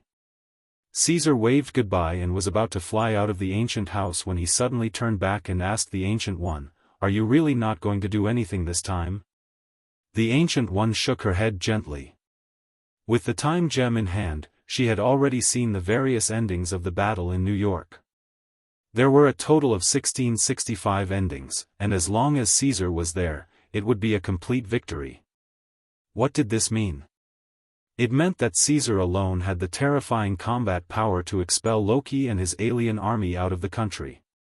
He alone was enough to end the war, so he directly ruled out all other factors of failure. Then I will go first. Caesar pouted and flew out of the house. But at this moment, a huge dark green figure suddenly swept over his head at high speed from the street outside to the roof of the New York Temple hidden by magic. Caesar, who was flying, stopped in midair and looked back together with the Ancient One. They saw a 2-meter-tall green muscle monster come to the door of the roof and sneakily peek inside. Hulk? Caesar saw the familiar visitor and widened his eyes in deep surprise. Half an hour ago, he was sent flying out of the aircraft carrier along with Toxin. How did he recover so quickly? Huh? Hearing the sudden childish voice, Hulk was shocked. When it turned around and saw Caesar, its huge and domineering body suddenly trembled. Excitement and nostalgia flashed in its eyes and it said in human language, "Caesar." Caesar was even more surprised. He looked up and down at Hulk and said in surprise, "Are you Dr. Banner? You have controlled Hulk's state? Is it completely enlightened after being beaten up by me?" Tap, tap, tap. Hulk did not say a word.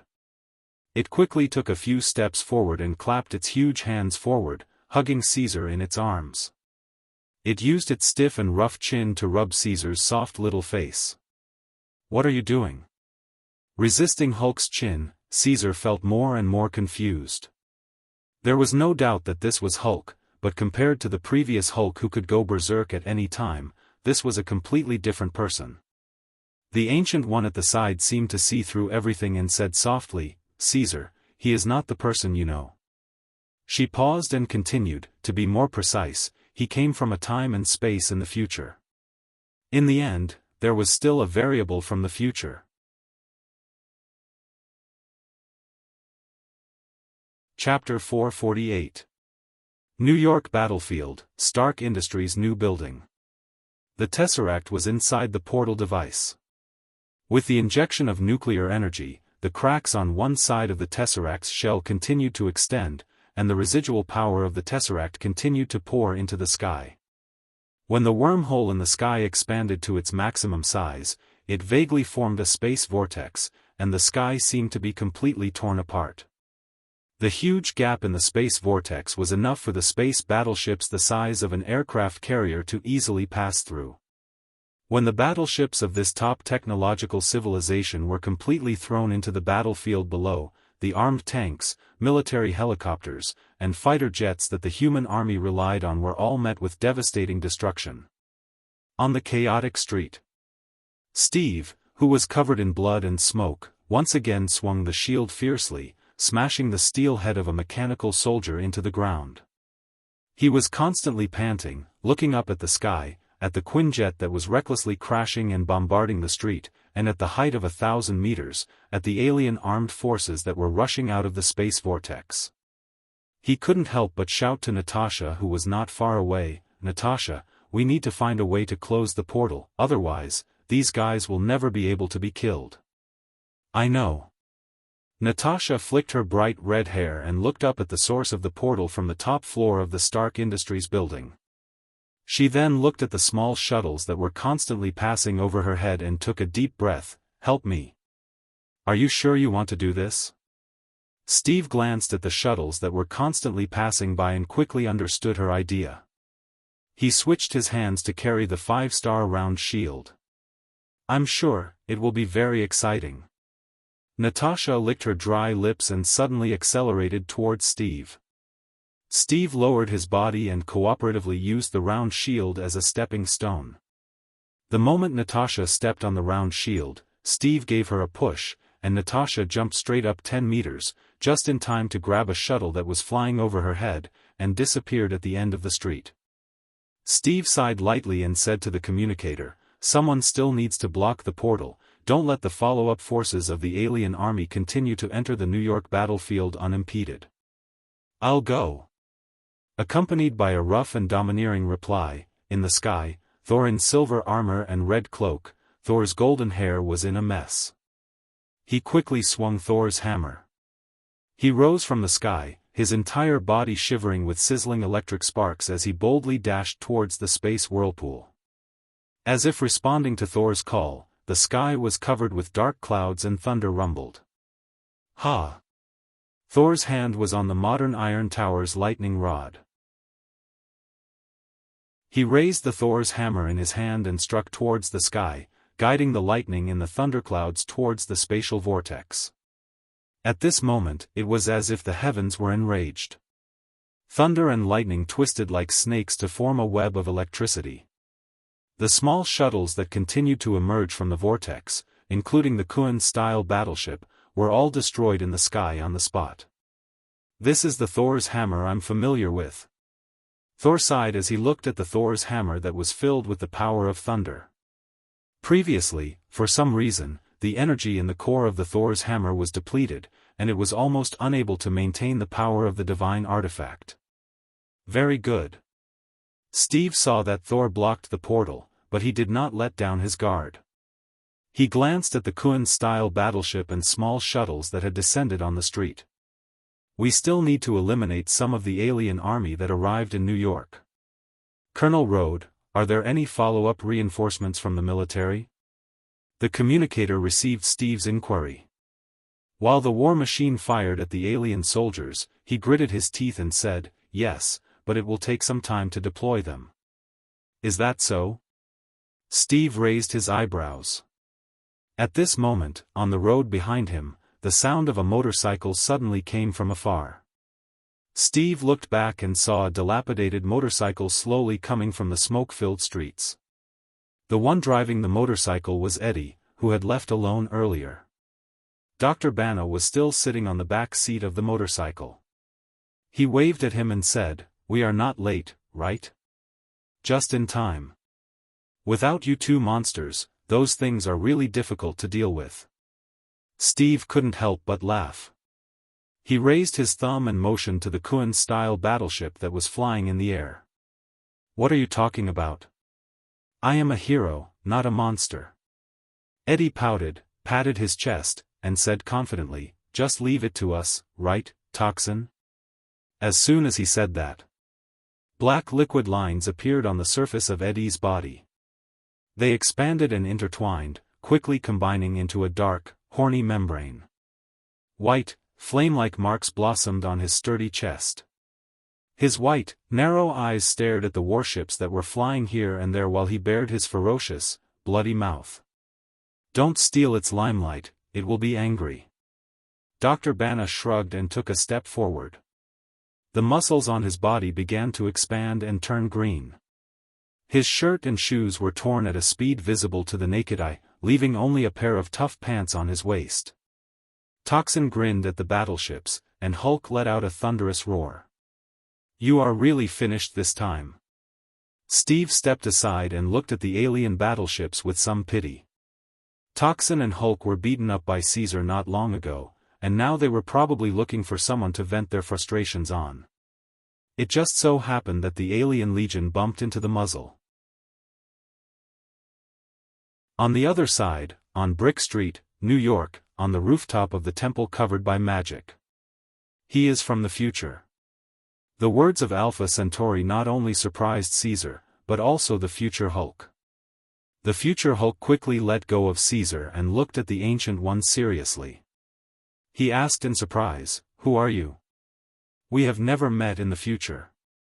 The Ancient One smiled faintly and said calmly, "I am the owner of this house.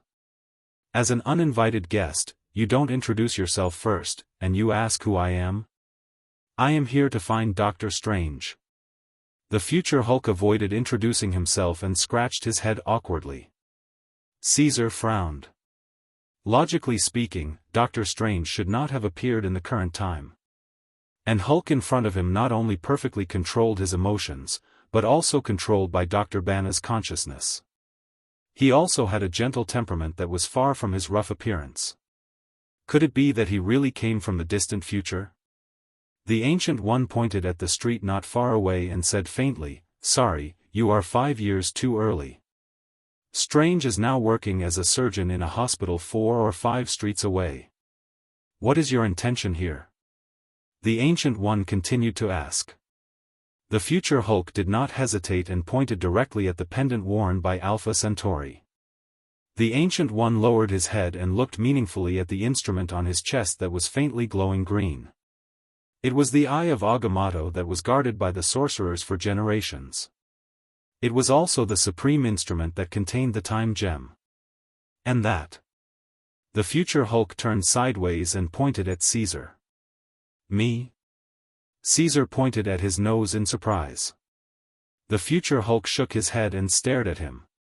"No, of course not. It is the thing in your stomach." "My stomach." Caesar touched his stomach and quickly realized that the future Hulk was referring to the mind gem that he swallowed earlier.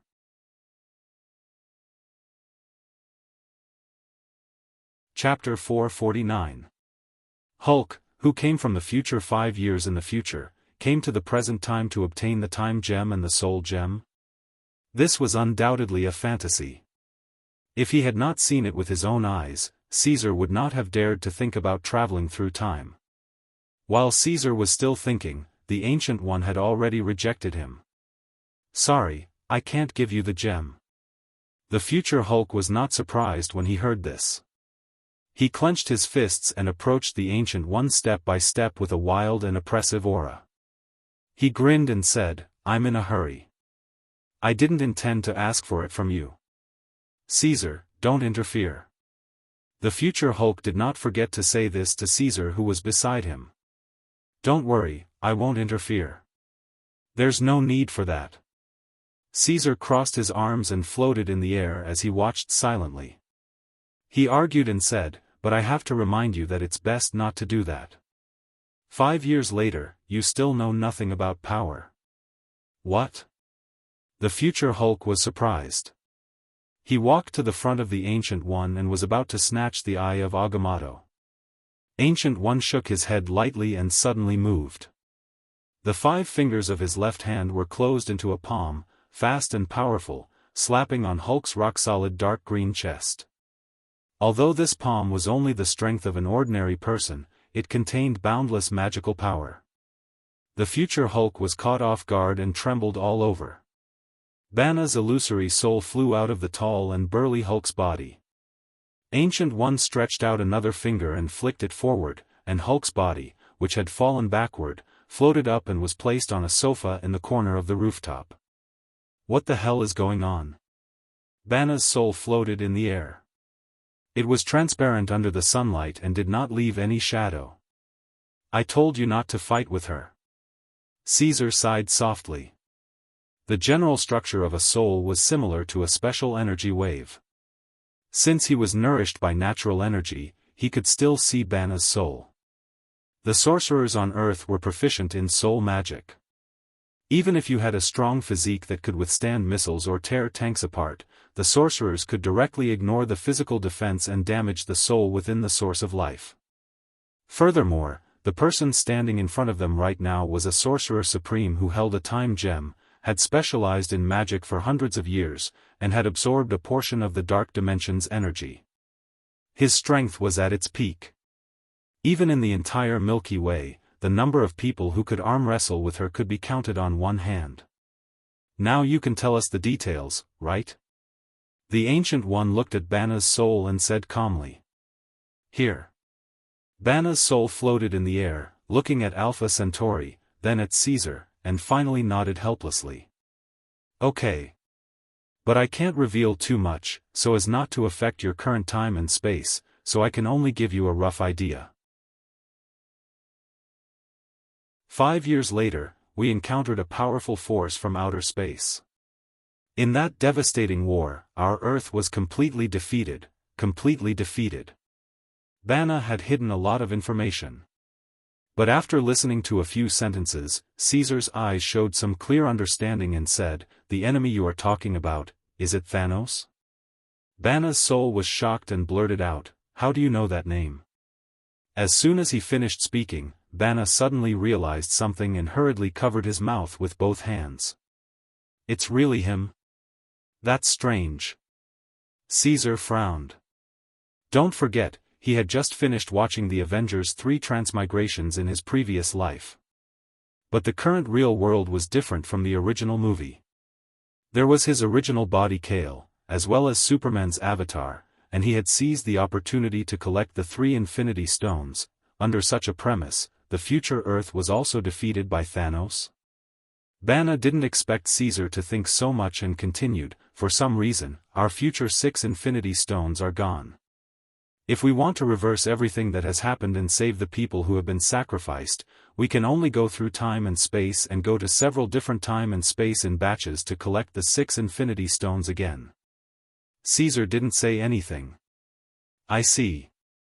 The Ancient One nodded thoughtfully and soon shook his head. "But I still can't give you the Time Stone." "Why?"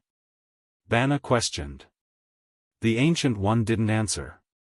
With a wave of his hand, his magical power constructed a golden stream of light. With a twist of his wrist, 6 Infinity Stones of different colors were simulated and gathered in one of the rings suspended in the golden stream of light. Alpha Centauri said faintly, "The Infinity Stones created our current view of time and space. Let alone 2 of them disappearing in the long river of time at the same time, even if one were to leave, it would be an extremely cruel blow to our time and space."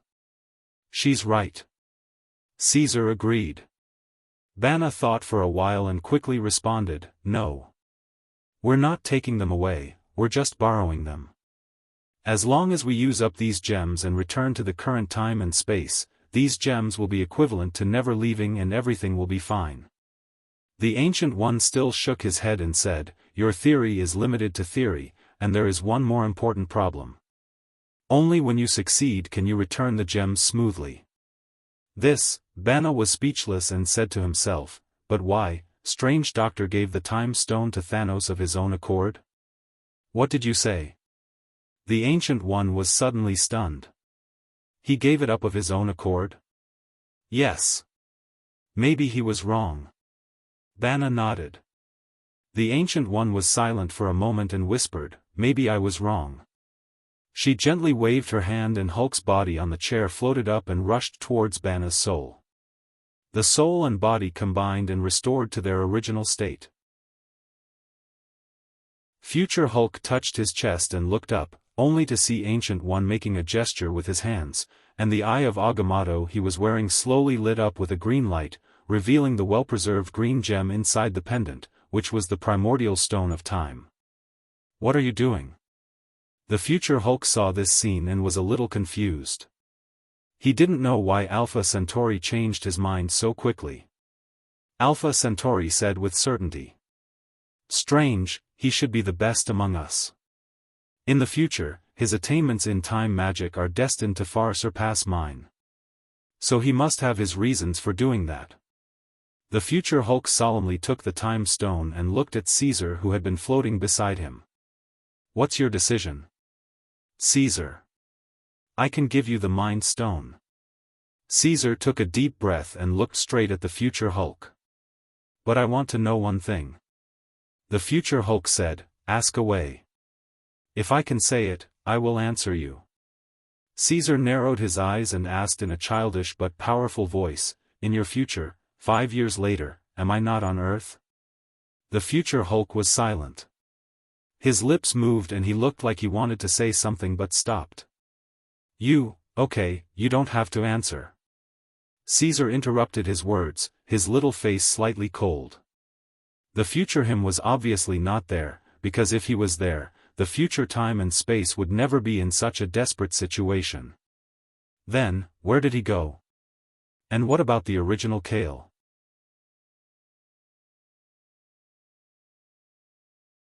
Chapter 450. Caesar could see the urgency of the future Hulk, so he didn't ask him any more questions. He carefully controlled the movements of his stomach and spat out an orange-yellow gem that looked like a fruit pit on his palm. There were still some gastric juices and saliva on it. The future Hulk's mouth twitched, but he didn't mind and took the origin stone. Now, he had 2 origin stones. The future Hulk was also relieved. He carefully protected the origin stone with his palm and grinned at Caesar. Caesar. Fortunately, we met you here. Otherwise, our people would have to look for you in the New York War. You shouldn't be the only one who came to the present time, right? Caesar asked. Yes, Captain, Tawny, and another hero are here. Their main purpose is the origin stone in your hands and the origin stone of space. The future Hulk didn't hide anything and nodded heartily. Origin stone of space? Caesar was suddenly stunned. He floated in the air in a daze. Yes, isn't the origin stone of space in the Rubik's Cube outside? After the New York War, Captain and the others can sneak into the SHELD headquarters and steal it. The future Hulk said matter-of-factly. Obviously, they had spent a lot of effort to collect detailed information in order to borrow the origin stone of space in the past. Unfortunately, in the future, they had missed out on a very important point. Wrong, you're wrong, very wrong. The Ancient One seemed to know something and shook his head. What's wrong? What's the problem? The future Hulk asked curiously. It's very simple. Caesar's little face was very serious. He spread his hands and said, Bana, listen, if you chose to come to the present time New York for the origin stone of space, then this is undoubtedly a wrong move. The reason is very simple, the origin stone of space is not in the Rubik's Cube. Caesar didn't know what to say anymore. This was 2F** Ket up. During World War II, his original body took out the origin stone of space from the Rubik's Cube in order to trick the future Thanos. He didn't expect that it would be his own people who fell into the trap. This, Caesar, is what you said true? The space gem is not in the Rubik's Cube? Future Hulk widened his eyes in disbelief. Without a doubt, yes.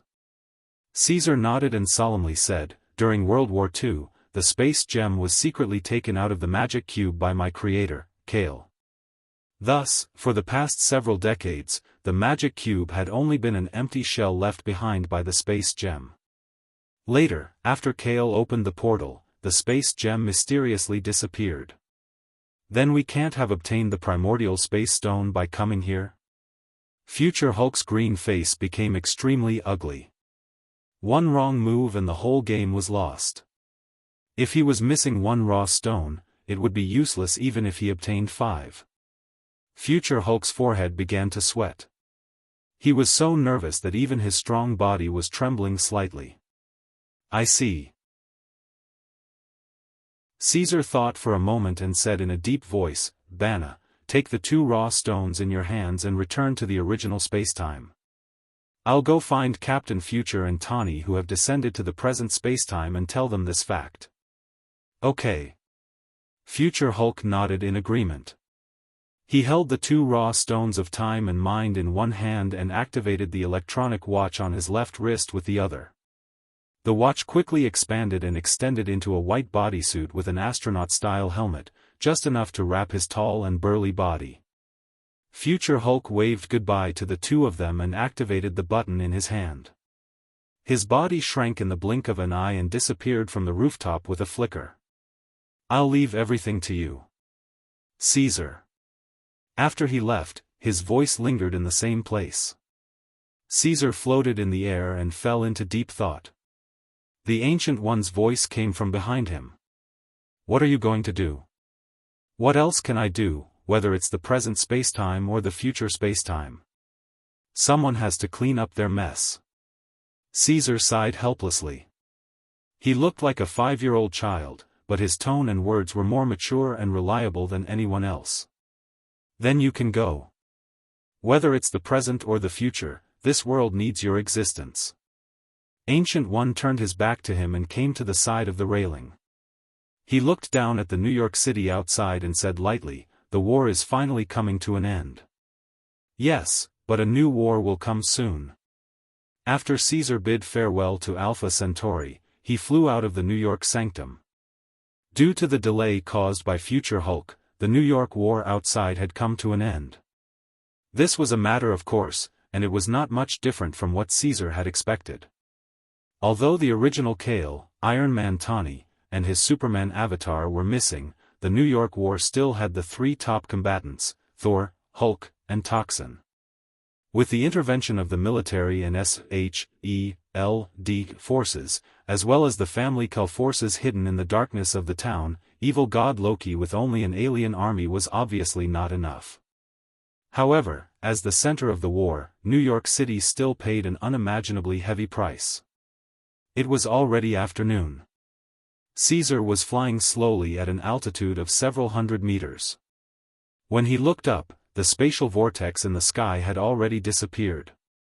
However, there were still streaks of blood-colored sunset glow and lingering dark clouds in the sky. Caesar looked down. The once bustling and beautiful economic capital was now in ruins. Corpses of alien robots and military soldiers were everywhere. Heavily damaged tanks, helicopters, fighter jets, shuttles, and alien battleships were all over the place. The wreckage was mixed with the collapsed buildings. After the war swept through the modern town, it was already a doomsday scene. In some places, the fires had not subsided, and the unpleasant smell of gunpowder drifted into the bloody sky. Caesar suddenly saw an acquaintance and could not help but lower his altitude.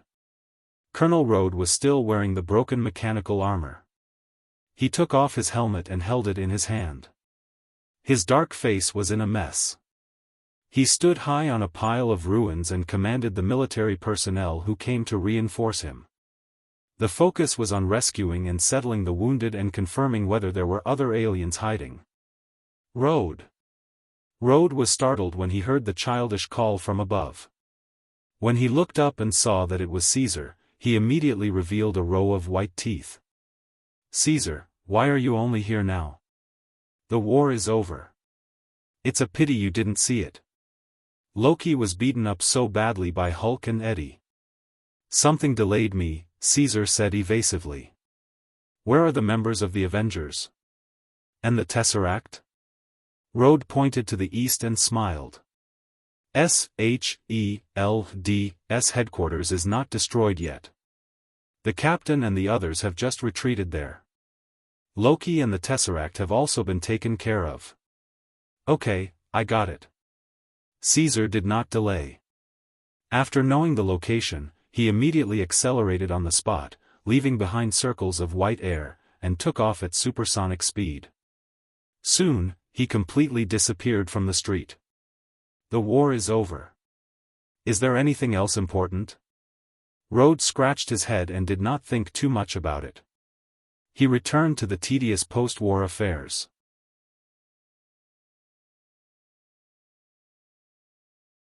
Chapter 451. Downtown New York, SHELD Headquarters Building. Because the headquarters was not located in the center of the New York War, plus the building was equipped with a complete set of armed defense systems, and there were many SHELD agents and staff concentrated on the defense, the entire headquarters building was almost undamaged. While the other surrounding streets and buildings were still in ruins, the headquarters building was bustling with people coming and going. Agents and staff were busy dealing with post-war affairs. The members of the Avengers brought evil god Loki and the collected Tesseract to the conference hall on the top floor to discuss how to deal with Loki and the Tesseract. No one in the conference hall noticed. At this time, high above the building, a golden figure was stealthily slowing down the engine and entering the conference hall through the open floor-to-ceiling window. Under the cover of the decorative wooden frame in the conference hall, the man tiptoed a few steps forward and quickly removed the steel armor on the surface of his body, revealing a weathered face with a beard and a middle-aged man with a steel chip on his chest. It was Iron Man Tawny from the future 5 years in the future. Future Tawny carefully hid behind the wooden frame and peeped through the gap in the conference hall. Loki was shackled, and there were heroes like Steve, Thor, Hulk, Eddie, Natasha, Barton, Sam, and so on. Mr. Stark. Aren't you also a member of the Avengers? Why aren't you here?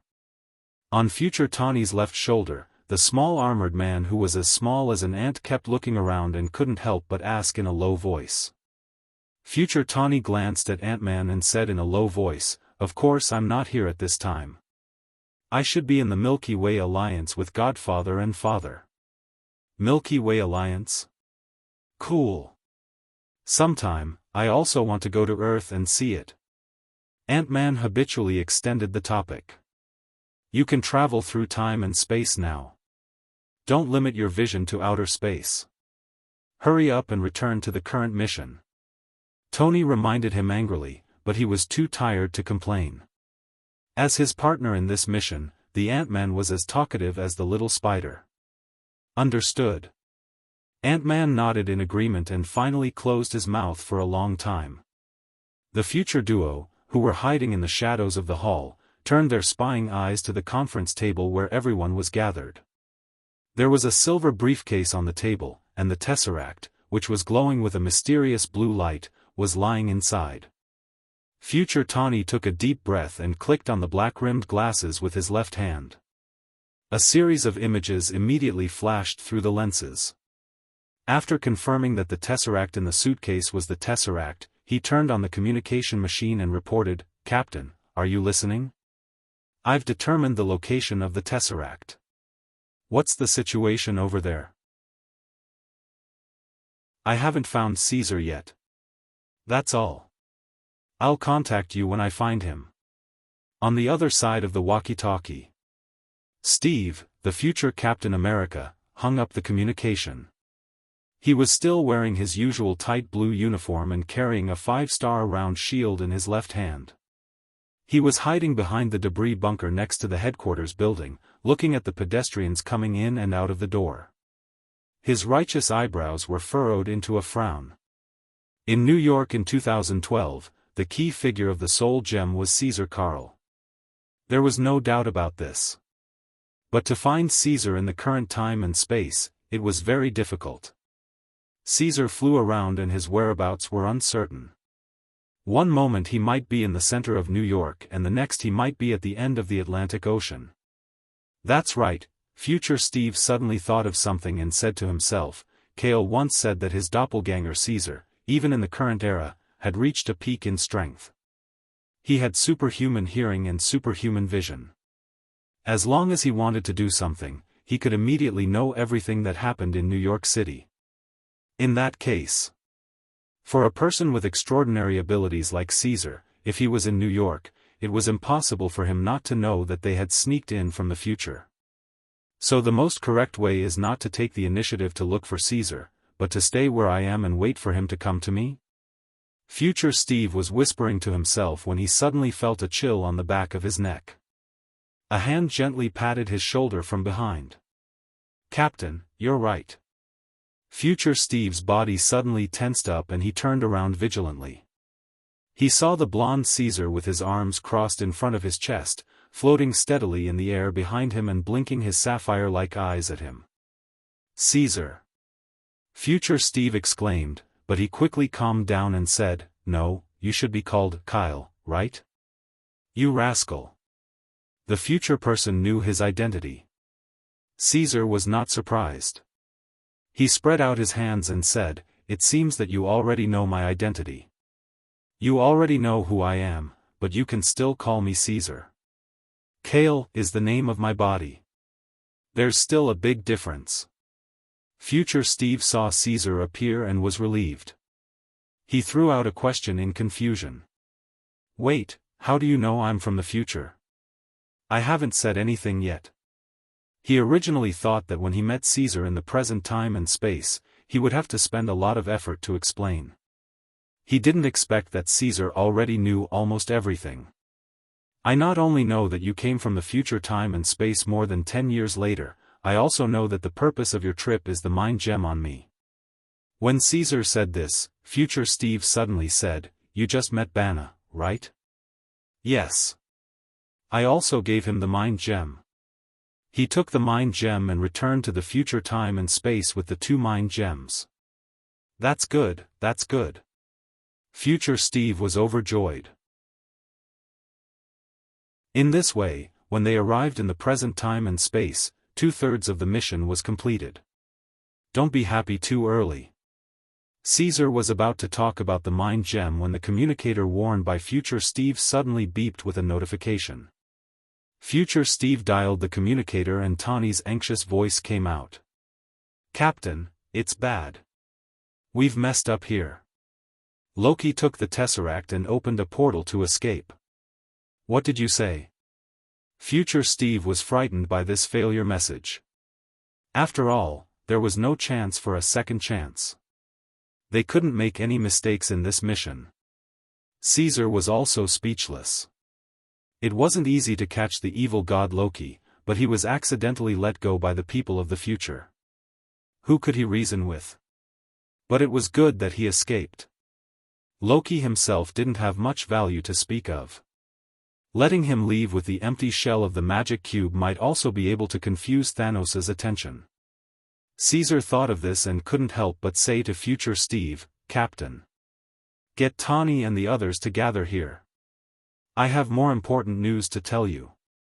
Future Steve hesitated slightly and said anxiously, Caesar. We came here to get the mind gem, but now the Tesseract is all ready. Caesar shook his head gently, interrupted his words, and said firmly, What I want to say is about the primordial stone of space. Without my reminder or help, you will never find the primordial stone of space even if you search for it for a lifetime.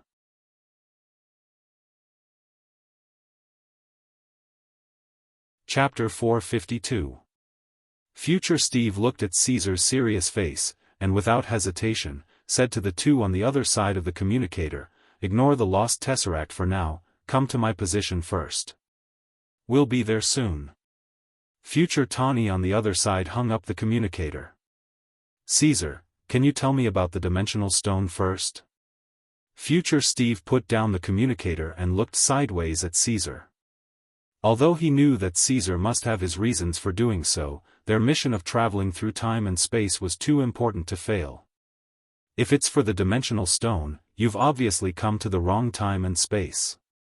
Caesar's first sentence completely stunned Future Steve. Future Steve frowned deeply and said in surprise, How is that possible? Tawny and the others almost got the Tesseract. Caesar sighed and flew forward, his small hand patting Future Steve's shoulder heavily. Please, don't talk about the Tesseract, that's a trap set by my original body a long time ago, don't keep jumping into it. What's going on? Future Steve's face became serious. Caesar reminded him and said thoughtfully, Do you remember more than 70 years ago, when you piloted the Hydra fighter that lost control and fell into the unknown ice of the Atlantic Ocean? Future Steve was in a daze when he heard this. He lowered his head and sat down on a stone in the ruins. He said with emotion, Of course I remember, that was the beginning of my 70 years of ice. If I hadn't fallen into a deep sleep that day, I wouldn't still be young today. That day was also the turning point of my original body. Caesar and Future Steve talked about the past of World War II and sighed.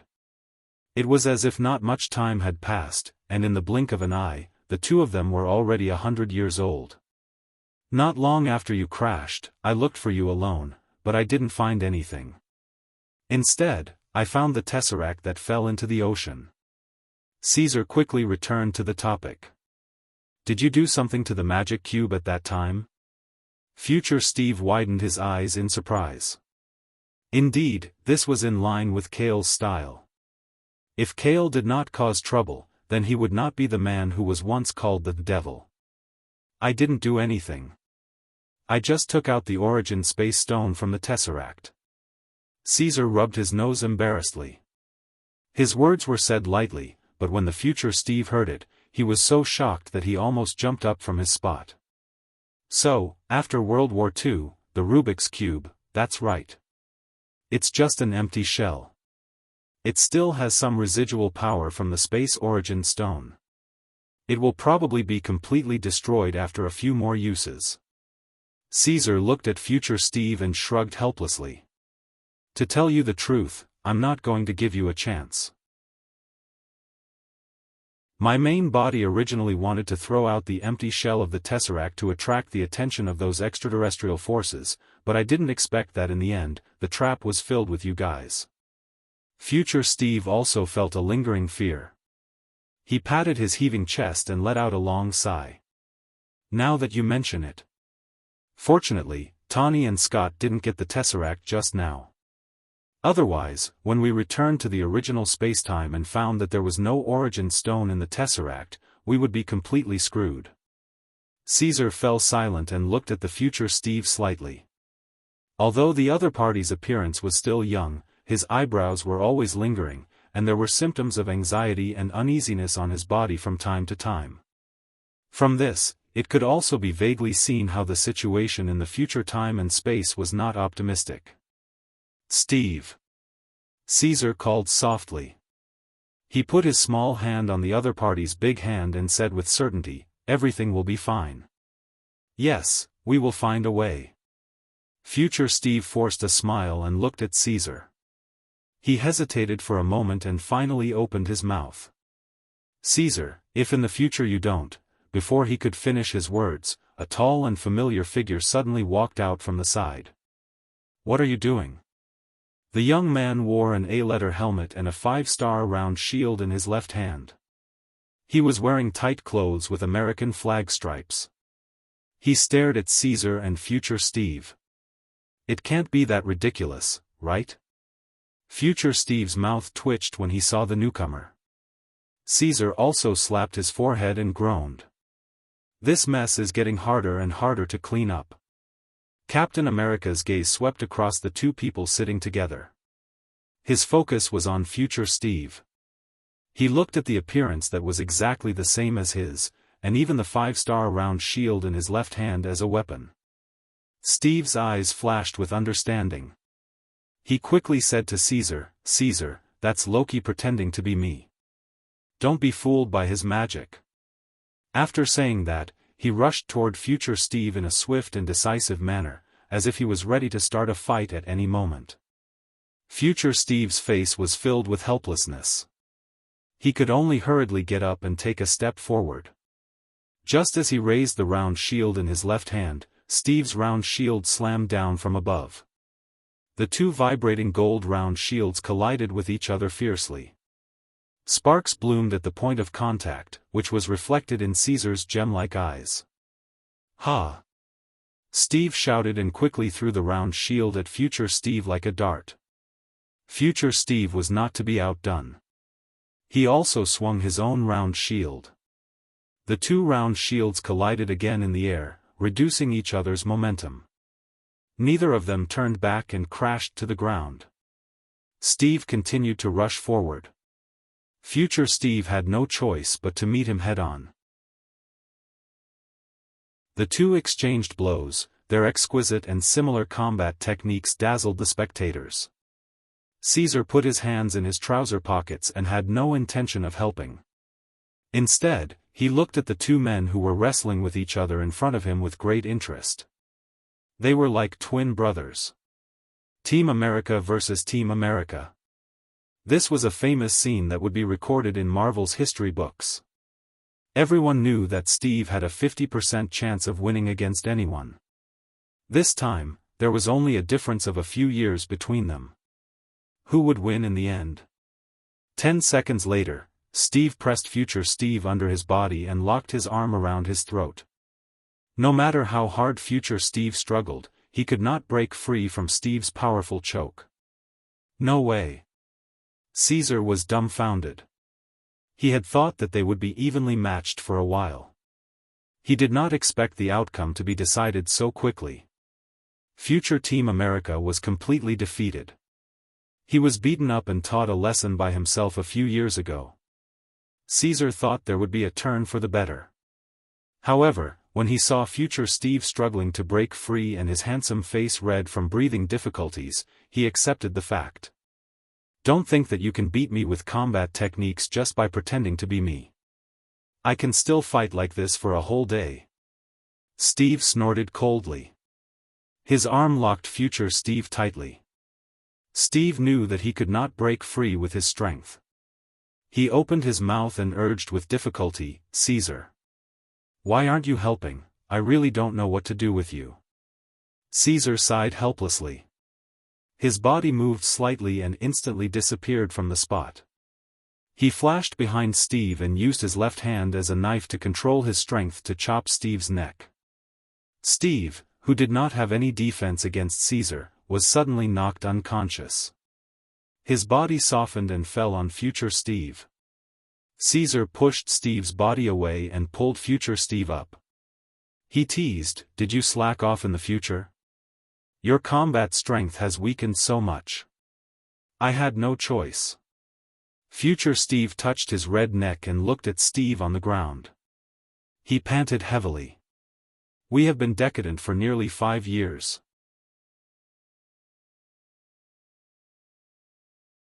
Chapter 453. On the streets of New York, which had just experienced the baptism of the alien battle and looked like the ruins of the end of the world. Iron Man Tawny and Ant-Man Scott from the distant future followed the navigation and came to the location previously sent by the captain. But the street was empty within a 50-meter radius, and there was no sign of Steve at all. Future Scott, who had returned to his human size, wore the Ant-Man's exclusive combat uniform and looked around in bewilderment. "Where is the captain?" "You ask me, who should I ask? Let's look for him, maybe he's in some trouble." Future Tawny was already middle-aged, his sideburns and hair were mixed with silver, and there were shallow wrinkles on his face. The déjà vu of a billionaire and a playboy in the past was gone, leaving only a calm and determined temperament. It had to be said that this was the passing of time. "Here." In an ordinary damaged car, a hand suddenly stretched out and waved at Tawny. "Captain?" Future Tawny looked at the car in surprise. Through the severely damaged window, he could see future Steve sitting in the main driver's seat, poking his head out slightly. "It's not safe outside, come in and talk," Steve said with a serious face. Future Tawny and Future Scott looked at each other, with the haze of failure still on their faces. They followed the instructions and walked forward dejectedly. Future Scott took the lead to open the back door. When he saw a man in uniform lying on the seat, who looked exactly like the captain, he couldn't help but cry out in shock. "Who is this? Who else could it be?" Future Tawny glanced at Steve in the back seat and then looked at Future Steve. Through the different hip wrap effects of the uniform, he could tell who was from the future and said in surprise, "Captain, did you knock out your past self?"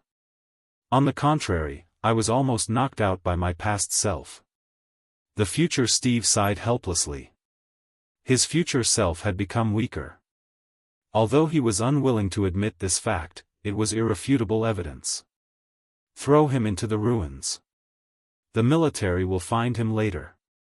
He's a hot potato in our hands. It won't be good if we attract the attention of the other heroes in New York."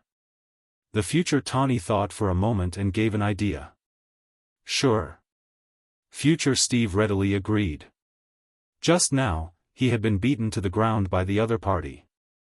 The young him was always showing off his abilities, and everything he did was always filled with a sense of impulsiveness. He suddenly felt a little envious of himself. The future Tawny and the future Scott did as they were told. One of them grabbed the unconscious Steve by his feet and the other by his hands. They placed the unconscious Steve in a hidden corner of the ruins. After finishing all this, the two of them entered the back seat of the car. It was only then that they were surprised to find that there was actually a person sitting quietly in the front passenger seat. To be more precise, it was a blond boy about 5 years old. His cute and delicate little face was still childish. His eyes were as clear and bright as sapphires. The corners of his mouth were slightly raised with an innocent smile. His gaze fell on them with surprise, understanding, and other complex emotions. The future Tawny's thin shoulders trembled slightly. His turbid eyes were filled with excitement, and his voice trembled slightly. You are, who are you? Scott on the side seemed to have finished the sentence. He looked at Caesar with confusion. He's my godfather. Little godfather. The future Tawny glared at Scott and said, Little godfather? Scott was slightly stunned. He quickly rubbed his eyes and looked at Caesar in the front passenger seat again.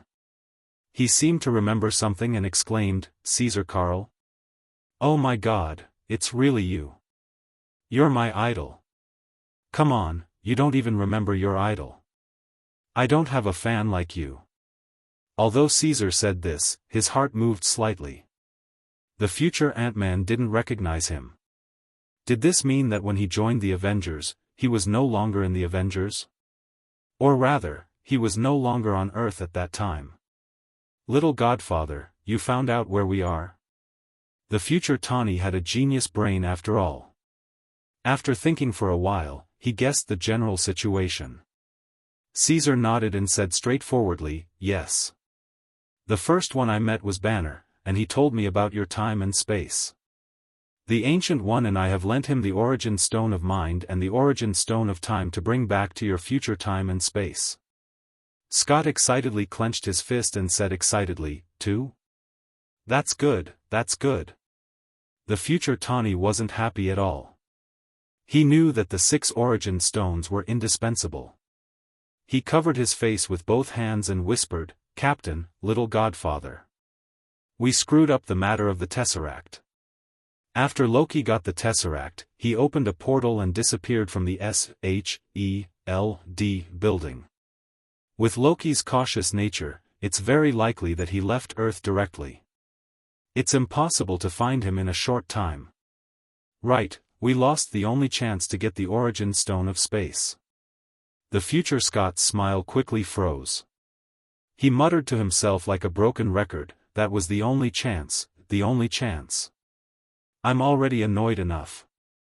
Don't quarrel in my ear all day long. The future Tawny irritably rubbed his hair. He looked at the two people who were ashamed and disappointed. Caesar smiled and looked at the future Steve beside him. He asked, Do you want to say it or should I? The future Steve shrugged and said, It's better for you to say it. You know more details. The mission has already failed. What's there to say? The future Tawny looked at the captain and then at Caesar. Little godfather, do you know where Loki went? Tawny. Caesar coughed and cleared his throat. His small face was solemn and serious. He said in a deep voice, Listen to me. You didn't get the Tesseract, but you did the right thing. Did the right thing? The future Tawny and Scott were stunned. Losing the Tesseract meant that the mission had failed. How could they have done the right thing? Caesar smiled faintly and told Steve the secret of the Origin Stone of Space in detail. The Tesseract has been an empty shell for over 70 years. The Origin Stone of Space has always been with the symbol of peace, Kale. After the future Tawny and Scott heard the news, they couldn't help but be shocked. Obviously, no one expected that Kale could take the Origin Stone of Space without destroying the Tesseract. The trap and camouflage he left behind were too perfect. Even the people of the future didn't notice. Caesar shook his head and said, No, the Origin Stone of Space mysteriously disappeared when Kale first opened the transmission beam.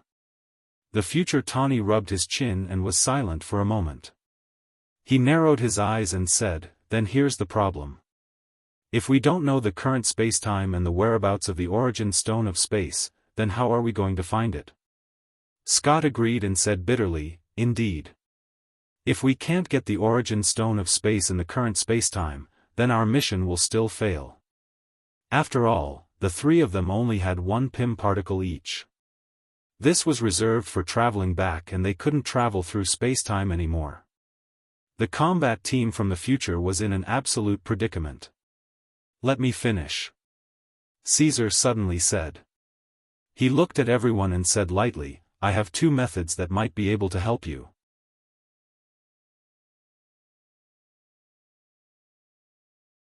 Chapter 454.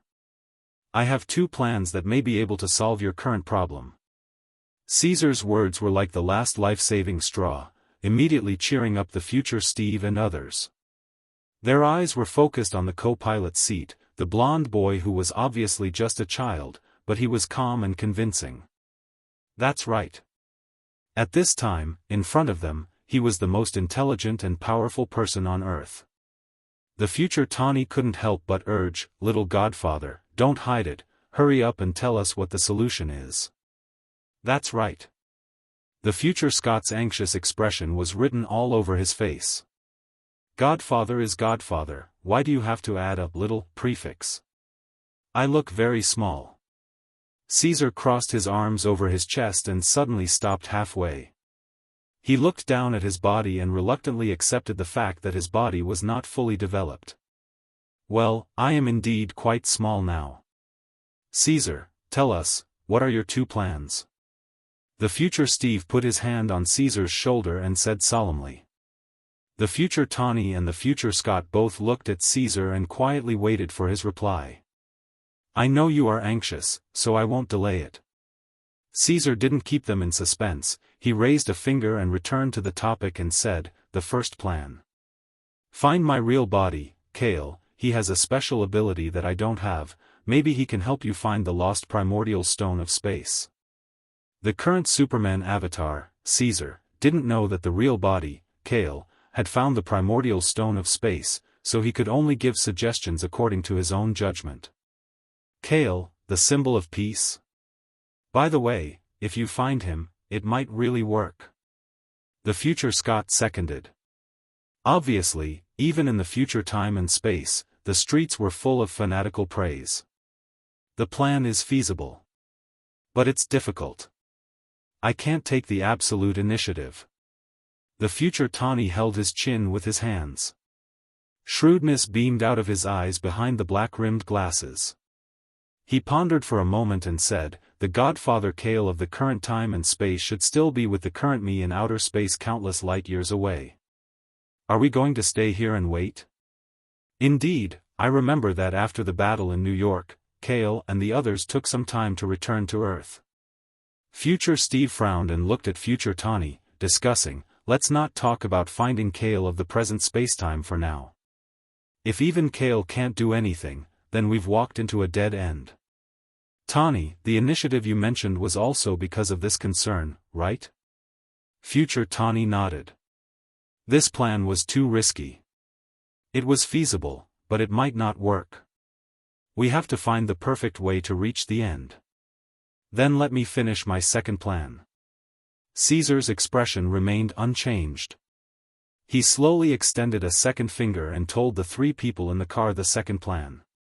We can travel to a certain spacetime in the past together and get the origin space stone that is still on Earth. Continue to travel to the past? Are you sure? Future Scott exclaimed immediately. Caesar, maybe you don't know our current situation. Future Steve smiled bitterly and explained to Caesar, we need to rely on something called Pym particles to travel through time and space. But after we arrive in the present time and space, each of us only has one Pym particle left. If we continue to travel to the past, even if we get the origin space stone, we can't return to the original future time and space to use it. I know. So if each of you has one origin space stone, wouldn't that make 3 origin space stones in total? Caesar said matter-of-factly. Future Tawny, who had been silent all this time, blinked at Caesar and said, "Little Godfather, you have something else to add to your suggestion, right?" Caesar mysteriously raised 3 fingers and said, 3 PIM particles. If one person uses it, he can use it 3 times, which means he can travel through time and space 3 times. Future Scott opened his mouth wide exaggeratedly and said in shock, "You mean, we'll leave the PIM particles for one person to use, and the other 2 will stay in the present time and space? That's crazy. Have you heard of Schrödinger's cat law? I don't care about your cat and dog law. There's a loophole in it. Haven't you noticed?" Caesar rolled his eyes and looked at Future Scott again. He asked, "You're Leatherman Scott, right? Let me ask you, do you have a superpower that can shrink people and items?" "That's not a superpower. It's some kind of telescopic technology. Also, I'm not a Leatherman, I'm an Ant-Man, an Ant-Man." Scott corrected him word by word. "Isn't that enough?" Caesar clasped his hands and said with a smile, "As long as one person shrinks the rest of the team to a size that they can carry around with them, put them on their body like an item, and then travel through time and space. Doesn't this indirectly achieve the effect of multiple people using one PIM particle?" This, Future Scott was stunned. Then, he slapped his head and looked at the other 2 excitedly. "Indeed, we can still do this. If we can continue to travel through time and space, then there won't be a problem at all." Future Steve looked at Future Tawny, his eyes filled with joy. "In theory, it's completely feasible." Future Tawny nodded slightly and said calmly, "Now what we lack is the right time. Little Godfather, when should we descend to obtain the dimensional ore?" Caesar looked at Future Steve in the driver's seat and said with a smile, "Your captain knows this as well. We can go back to World War II, before the Tesseract fell into Red Skull's hands and the dimensional ore was lost by Caesar." "We?" Future Tawny looked at Caesar in surprise and said in surprise, "Godfather, don't tell me you want to." "That's right, I want to go back to the past with you guys." Caesar's words were so shocking that the 3 people in the car were shocked. "We can handle it ourselves. Little Godfather, you don't have to go with us." Future Steve and Tawny had just opened their mouths to persuade him when Caesar continued, "I've already decided. Don't worry, as long as each of us uses a PIM particle, we can descend to World War II together after obtaining the dimensional Oregon. The 3 of you use a PIM particle to return to the original spacetime, and I'll use the last PIM particle to return to the current spacetime." Caesar's attitude was unusually firm. He had to return to the past for some hidden reasons. There was a regret that he had always wanted to fix. Perhaps this was the only opportunity. He didn't want to miss it. Future Steve whispered, "Tawny, listen to him. As long as he wants to do something, none of us can stop him." "Okay then." Future Tawny sighed. "Then it's decided."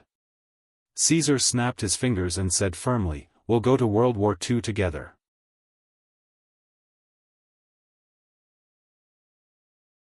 Chapter 455.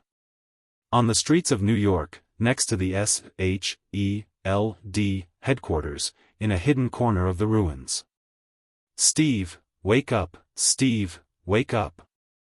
Steve, who was lying unconscious on the ground, vaguely heard a familiar female voice. He barely opened his eyes and saw Natasha looking at him worriedly. A heavy consciousness surfaced from the dark water. Steve woke up with a start. He opened his eyes and looked at Natasha, who was squatting in front of him, and then looked at the ruins around him. He touched the back of his neck in pain and asked, "What's wrong? Why am I lying on the ground?" "Captain, you're asking me this question, but who am I supposed to ask?" Natasha reached out and pulled Steve up from the ground. "I received your order and came here directly. I couldn't find you for a long time, and finally found you in this corner of the ruins." "Oh, right." After receiving Natasha's reminder, Steve took a deep breath. With a thoughtful look in his eyes, he said in a deep voice, "I saw someone who looked exactly like me. It should have been Loki who had escaped." Caesar was also there at the time, and then Loki and I fought first. You lost? Natasha blinked and asked curiously. No, I restrained him, but someone took the opportunity to sneak an attack on me from behind, and I was knocked unconscious. Steve helplessly covered the back of his neck with his hand.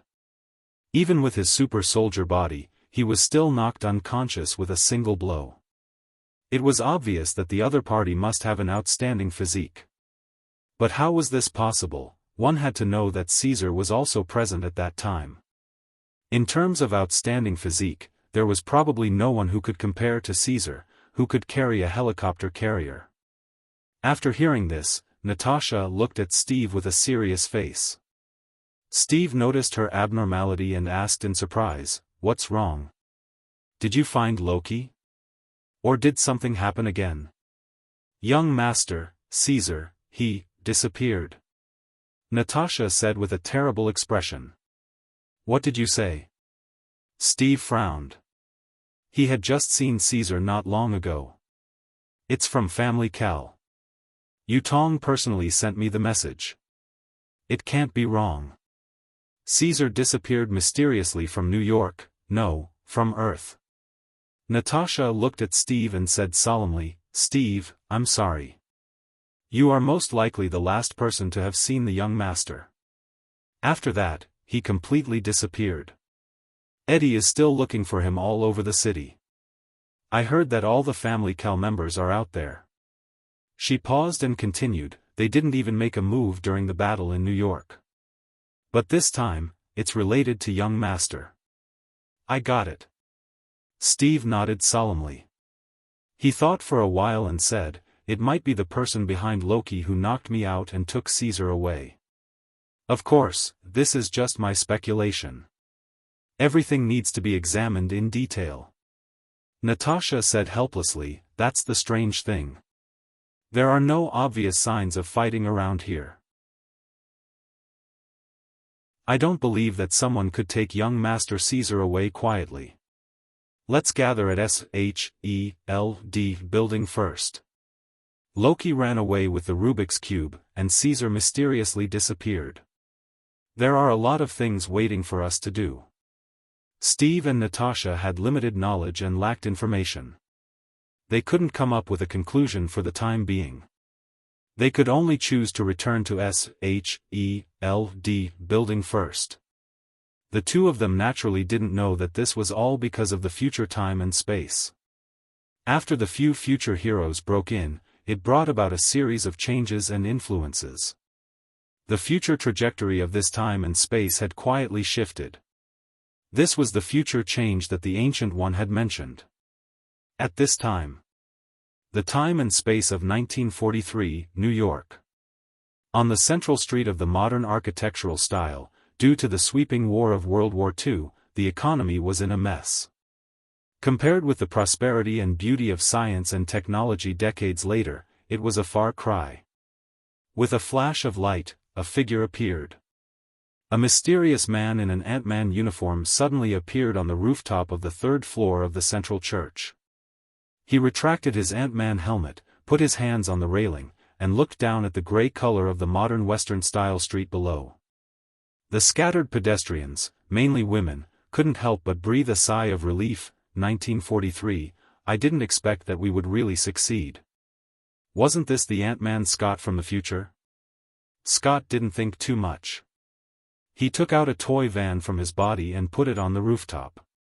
Through the telescopic technology, the toy van quickly returned from a half-palm-sized object to a normal-sized van. The left and right doors opened one after another. The future Steve and the future Tawny, as well as Caesar, the three people appeared from the vehicle. When they saw the environment they were in, they also relaxed with joy. Scott praised Caesar. With only one Pym particle, a total of 4 people successfully traveled through time and space. "Caesar, you are really an invisible genius. My godfather, what do you think?" Tawny glanced at Scott and looked deeply at the street below, the old cars coming and going, and whispered, "At this time, my father should be working at the military base, right?" "Yes, that's also the recruit base where Kale and I came from." The future Steve sighed and looked at Caesar, who was suspended in the air, and asked, Caesar, we have come to the World War II time and space. What should we do next? Caesar shrugged and said uninterestedly, it's very simple. It's the end of September 1944. At this time, Steve and my original body, Kale, are still in the recruit training camp. As long as we kill the Hydra base and get the magic cube in the hands of Red Skull Schmidt, after all, the original Space Stone is still in the magic cube at this time. Captain America, the demon tyrant has not risen yet, this is the real dark old age. Steve and Tawny looked at each other, and Scott scratched his head and said, it's that simple? Yes, it's that simple. But we need to find the specific whereabouts of Red Skull Schmidt on the battlefield of World War II. Caesar spread out his hands. Friday, can you find it? Tawny did not hesitate and directly asked the artificial intelligence system equipped with the armor. Boss, in this era, the internet has not yet covered, I really can't do anything. Friday's system apologized tactfully in a female voice. Scott pouted and suggested, then we can only look for it on the battlefield. It's better to have a goal than no goal.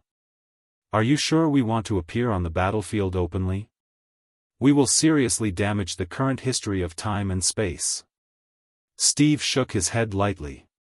Before they could discuss an answer, Caesar suddenly said, okay, someone is coming. Who? Steve and the others immediately became nervous and looked around vigilantly, but they did not see anyone else besides them. Caesar pointed to the empty space on the rooftop. Whoosh! First, there was a bright spark, then it rotated into a wheel, and a figure stepped out of it.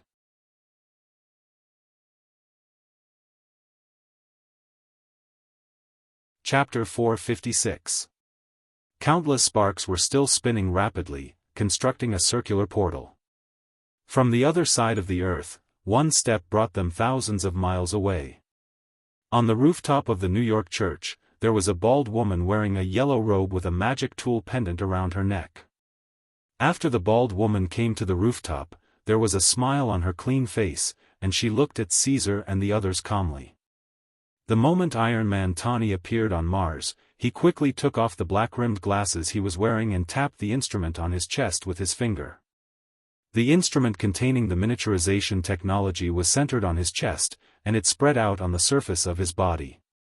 In the blink of an eye, it formed a set of golden and red intersecting Iron Man armor. Ant-Man Scott clicked the button next to his shoulder and put on the protective helmet of the Ant-Man uniform.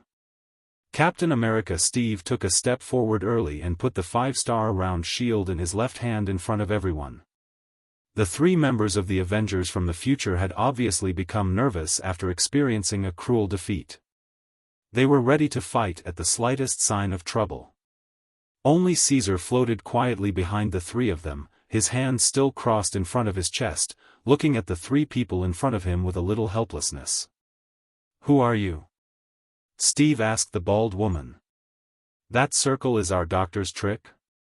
Tawny pointed to the portal spell behind the woman in surprise. Scott raised his left palm and made a stop gesture. He warned with a slight lack of confidence, "I advise you not to fight with us, we are super powerful." Looking at the vigilant Steve and the other two, the bald woman smiled calmly and said as if she had seen through everything, "You are all people from the future, right? So many questions, how should I answer? Which one of you is the person in charge of this time travel?" We are not here for a trip." "Of course, the person in charge is not me." Scott was the first to spread his hands, and then looked at Steve and Tawny. Steve and Tawny looked at each other and understood each other's meaning. They took a few steps back and exposed Caesar, who was floating behind them. "Be careful, Caesar," Steve reminded him in a low voice. "Don't worry, she's not an enemy." Caesar floated forward and looked at the woman in front of him, who was also the Ancient One of the current time and space. He said, "Ancient One, how did you know we were coming? Be it the future or the present." There was no difference between the Ancient One and the Ancient One. It was a true guardian that stood above Earth and beyond time. The Ancient One and Caesar looked at each other and smiled. The future me has left some kind of magic mark on you. Only I can sense it. So when you arrived here, I immediately knew about it. I see. Caesar looked at Alpha Centauri with slight dissatisfaction. He put his hands on his waist and snorted. I didn't expect you to have such a bad taste. Isn't this personal surveillance? The Ancient One's expression did not change, nor was she angry. She smiled and said, I think so. The future me might have seen something, so I left a mark on you in advance to remind the current me to come and help, so that you don't mess up the history of the current time and space. She might be right. Steve agreed. Tani nodded in agreement. If it weren't for the Godfather's bad taste and secretly taking the origin stone from the Tesseract, they wouldn't have to come to the current time and space of the old era. You guys, shut up. Caesar turned his head and glanced at them angrily. He was the one who was cleaning up the mess of the future time and space. Caesar looked at the Ancient One again.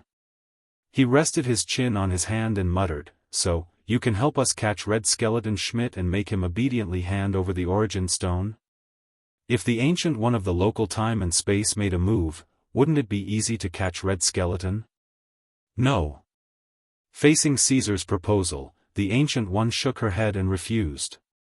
She said bluntly, I can help you indirectly, but I can't mess up the order of this time and space with my own hands.